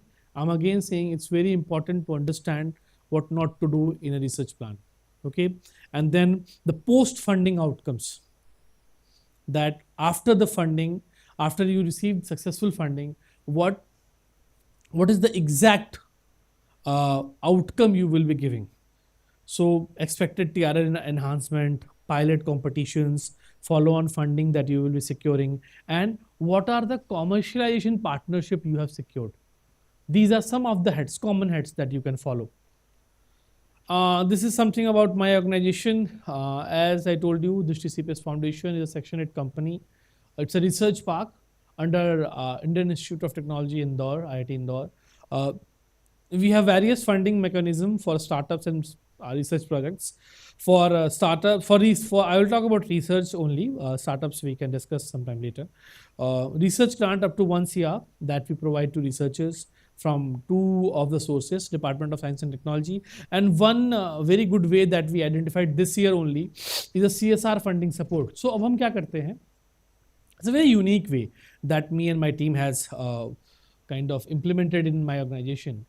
Suppose somebody has submitted an application, and the application is at TRL level 5 or 6. Okay, and it is a good technology, and we discuss that technology with the industry, that if any industry is interested in being the first buyer of this technology, and industries like HAL, uh, Hindalco, Aditya Birla, Tata, or big industries who can have an interest in being the first buyer of that particular research product. So they can contribute in a CSR to us, Drishti. So they give CSR money to us, and we further pump the same money into the development of that particular research. This is the second way that we have found out recently. We got around 2 projects funded under this particular initiative. Around 88 lakh rupees has been committed from 2 different industries for 2 different projects. Then IP and technology support, we have IPFC complete wing where we do IP filing at 0 cost. Then we have CSR that I explained, industry engagement with that. And then again, as I mentioned in my earlier slide, we have validation support from various AIIMS and other hospitals. Here I'm talking about digital healthcare only because we have been limited in this mandate.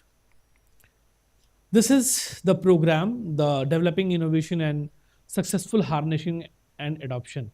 Disha is the name of the program that we annually do. In Disha 1.0, we have been aligned with various projects and various startups. And Disha 2.0, again, numbers are too huge. Most of the numbers are from IIT Indore on this particular in this particular call. But again, we have aligned with multiple institutes, with multiple labs of other institutes, so that other students can also be benefited, other researchers can also be benefited, and it's not limited to only one research, it is open to all. So if you want to have a connection with IIT Palakkad, we can request them to provide you that particular connect. If you want to have an association with a lab at IIT Hyderabad or Triple IIT Hyderabad, so in this particular connect, we can request them for a new project to getting onboarded, and you can get support from there also. Thank you so much.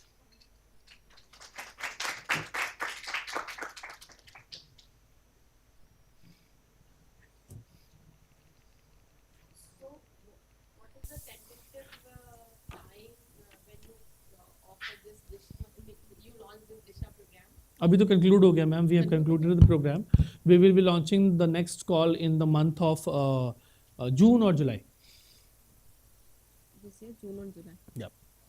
That is an annual program. Annual program. Anything else?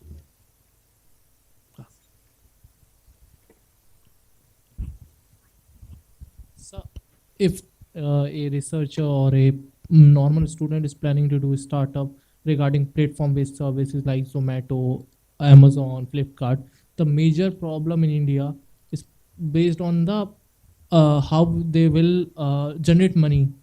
I'm planning to do a startup for providing the healthcare all-in-one healthcare provider system. No startup is solving the problem of healthcare one platform. In US, there are major companies that solve the problem of searching X-ray machines and hospitals and one thing hospital, but no one in India is doing. Because of this, I was planning to get help from you for the technical support. I have made a website for this, but eventually I don't have data server to host the data. Because of this, I want help something or major problem. What will be the major problem for me in the future? See, for this particular specific you have asked, so you may connect to my office, and from there we have a EIR program where entrepreneur in resident program we run every year. Every 3 months we run a call, and we accept application in that. So you can apply in that particular part, and we can have a look over that particular proposal that you are sending. So how to apply? So you can go to our website, and you can take my email ID and you can send me a mail. So as you said, your program is being concluded, or this plan. The annual program has been concluded. Yes, the sir. student EIR program is a kind of on-roll program. We onboard continuously. Sir, full if year. you have a time, can I pitch my idea to you? A small pitch. You can have the email ID from Oman. She's sitting here, and she'll only help for you 2 minutes. my idea is clear. My previous work for this. I just want to I give think this a is not short the right pitch. platform to do that. Nahin, We after can- this. we can connect after that. Sure. Because I don't have a pitching experience in. No in issues. this No field. issues. Okay, sir. Thank you. Done. Yes, sir. Will Disha support molecular diagnostic concepts and ideas? So dependent on your proposal, it has to be aligned with digital healthcare. Digital. Again.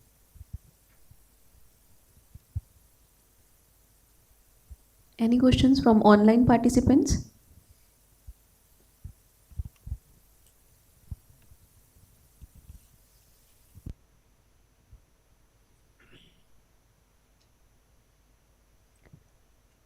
So no questions, sir. Thank you. Thank you so much, sir, for sharing your valuable insights and experiences with us. We are very much grateful to have you here with us. Thank you so much, ma'am. Thank you.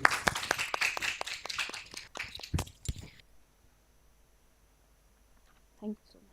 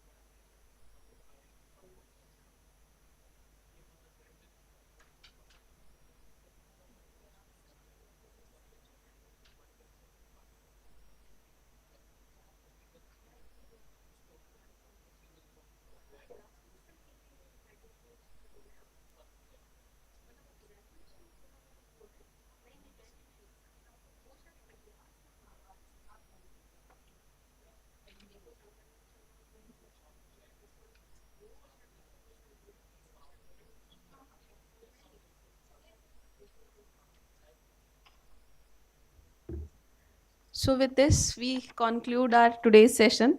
Thank you so much, everyone, to join us here. We hope you have a wonderful experience with us here. The valedictory session will be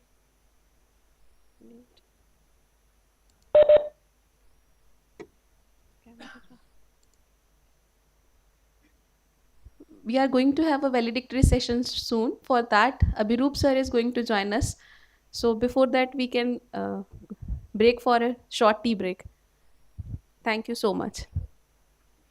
Thank you so much for all the online participants also. We are really happy to have you all with us. You can exit the um, session meeting. If you want to stay for the valedictory function, then also you are welcome. Thank you so much.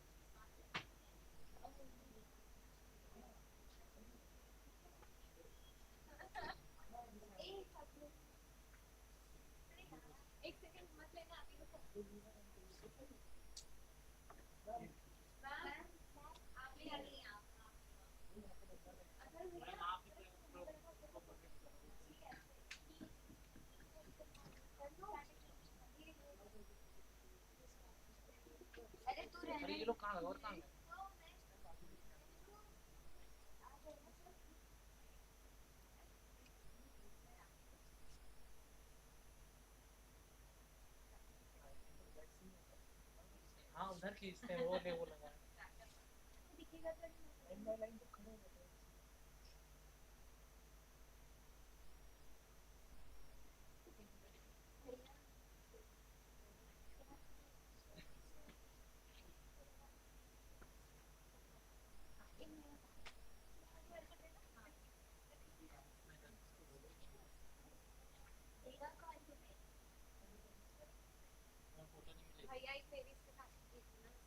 भैया भैया one more ये मेरा idea है भैया भैया one more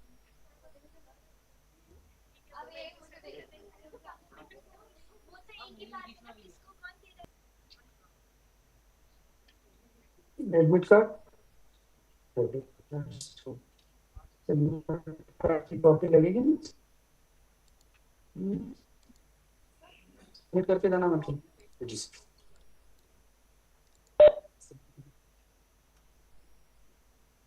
ठीक है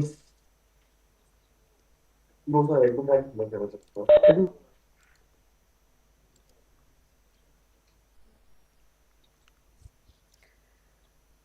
So, as we approach the conclusion of today's program, we now move to our valedictory session.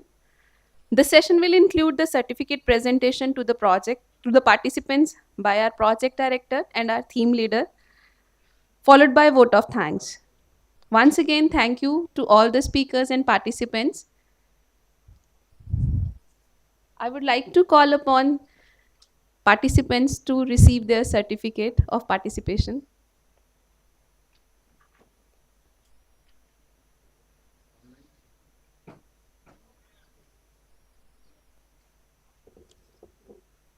ये इमेज ओपन करते हैं कौन सा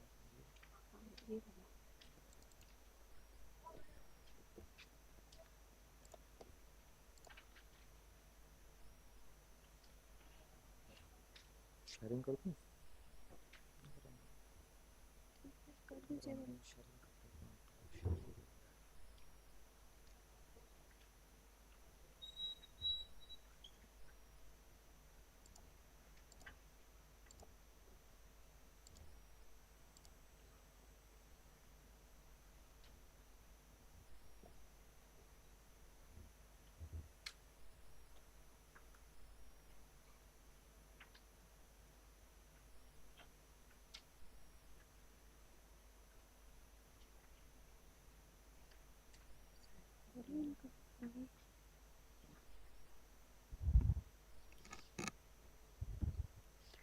I would like to call upon stage Professor Abhirup Datta and Dr. Hemchandra Jha for certificate distribution.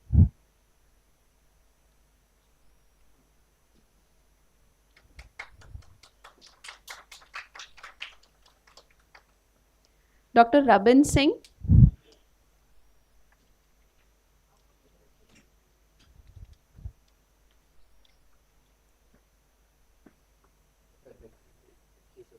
Dr. Pankaj Kumar Patel,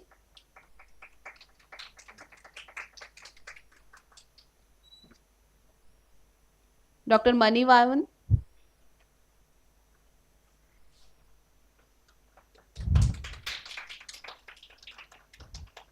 Dr. Gajendra Kumar,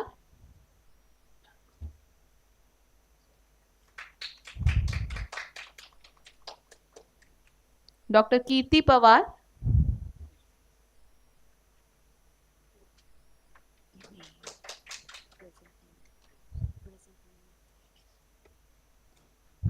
Miss Anushka Pawar,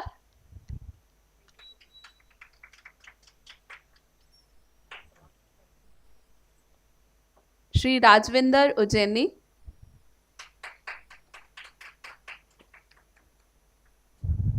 Shri Sandeep Malviya,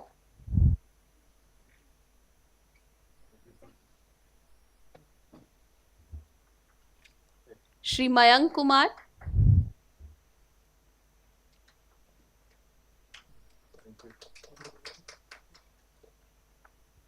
Miss Arpita Gupta, Shri Mahajan Milind,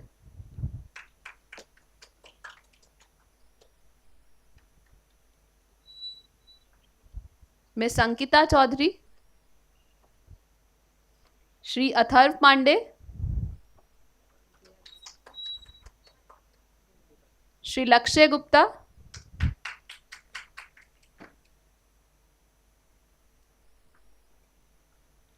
Miss Hanshita Thakur, Miss Hanshita Thakur,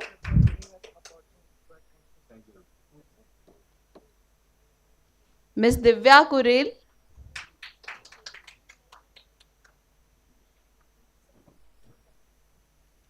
Miss Tanu Nayak,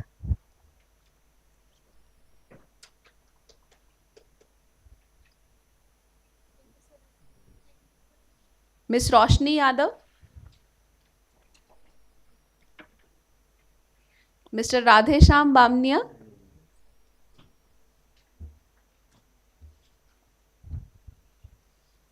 Miss Siddhi Dubey,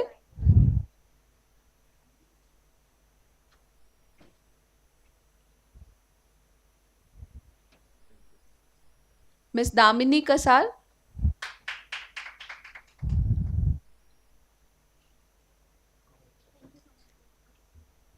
Miss Arpita Gupta,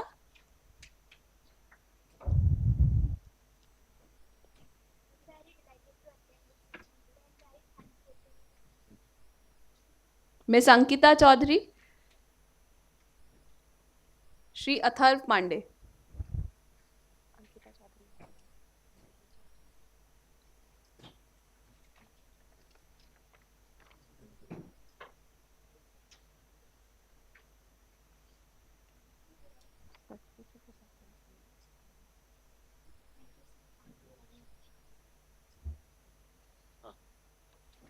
I would like to call upon Sir for vote of thanks. Yeah, good afternoon, everybody. It was really delightful to see all this 5 days of very packed up program for this first scientific project management at the age of AI. I really want to thank all the participants, both offline and online. We tried to stream this on the IIT's YouTube channel.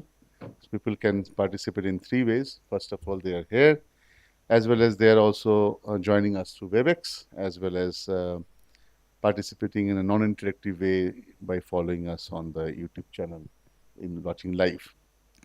So the statistics we have is almost every day there is kind of a performance. The participation is roughly close to 100.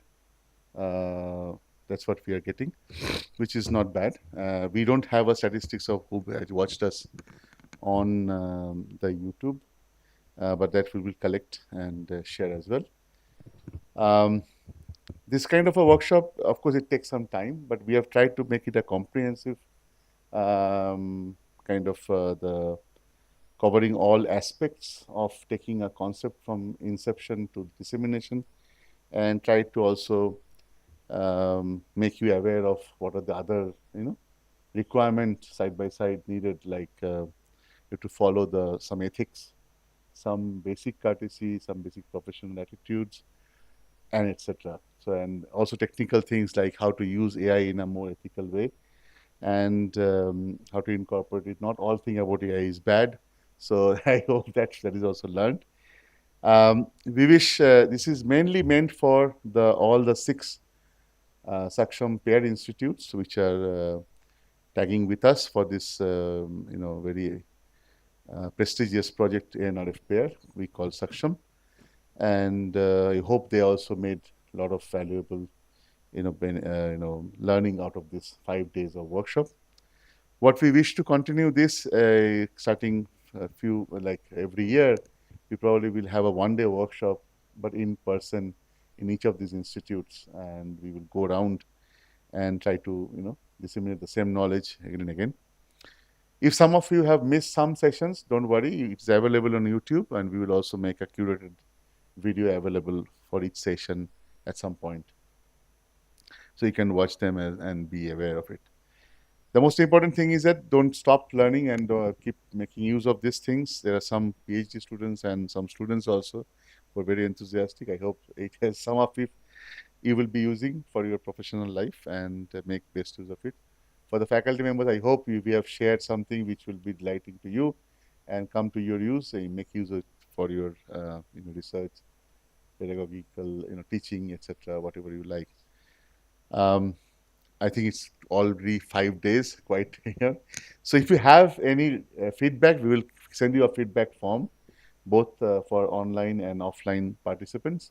please fill it up in a Google form. This is very valuable for us to keep us moving forward. This is a 5-year project and beyond.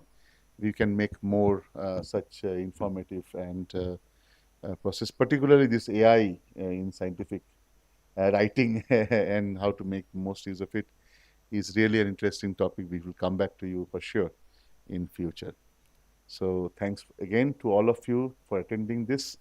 I must thank a few people who our director, Professor Joshi, has really been institutional in supporting us in all of these initiatives. Our 3 theme leaders, Professor Hemjha is here, but Professor Devayan and Professor Sailesh is not here. They are doing other things. They have also been very supportive. Our 6 senior project associate, Professor Dr. Navpreet Kaur, who is here, a fantastic job. Dr. Debolina Majumdar is here, who has been really backbone of all these things. Please thank them again. Dr. Mr. Parmanand Patel is here. He has been here. And 3 others, Dr. Majid Ghani Ahmed, Dr. Pradeep Singh Thakur, and Dr. Nikhil Vadera. Yeah, please thank them also. They have been really helpful. And yeah, our RN research and development team, who are not seen, but they have been very supportive at the back end. They're doing other things as this thing is coming to an end. I thank all of them, starting with AR Assistant Registrar Subham Puri and others. So I think it's been an all-round very good show. Of course, Praveen, who has helped us with all this, I don't know whether it's there, Praveen and his team. Thanks all, and this wonderful photographers who will make this valuable memories of yours available to you soon. Hope you will like it. So thanks again, all of you. We'll hope to bring you back in our campus again in near future. Thank you very much. Thank you.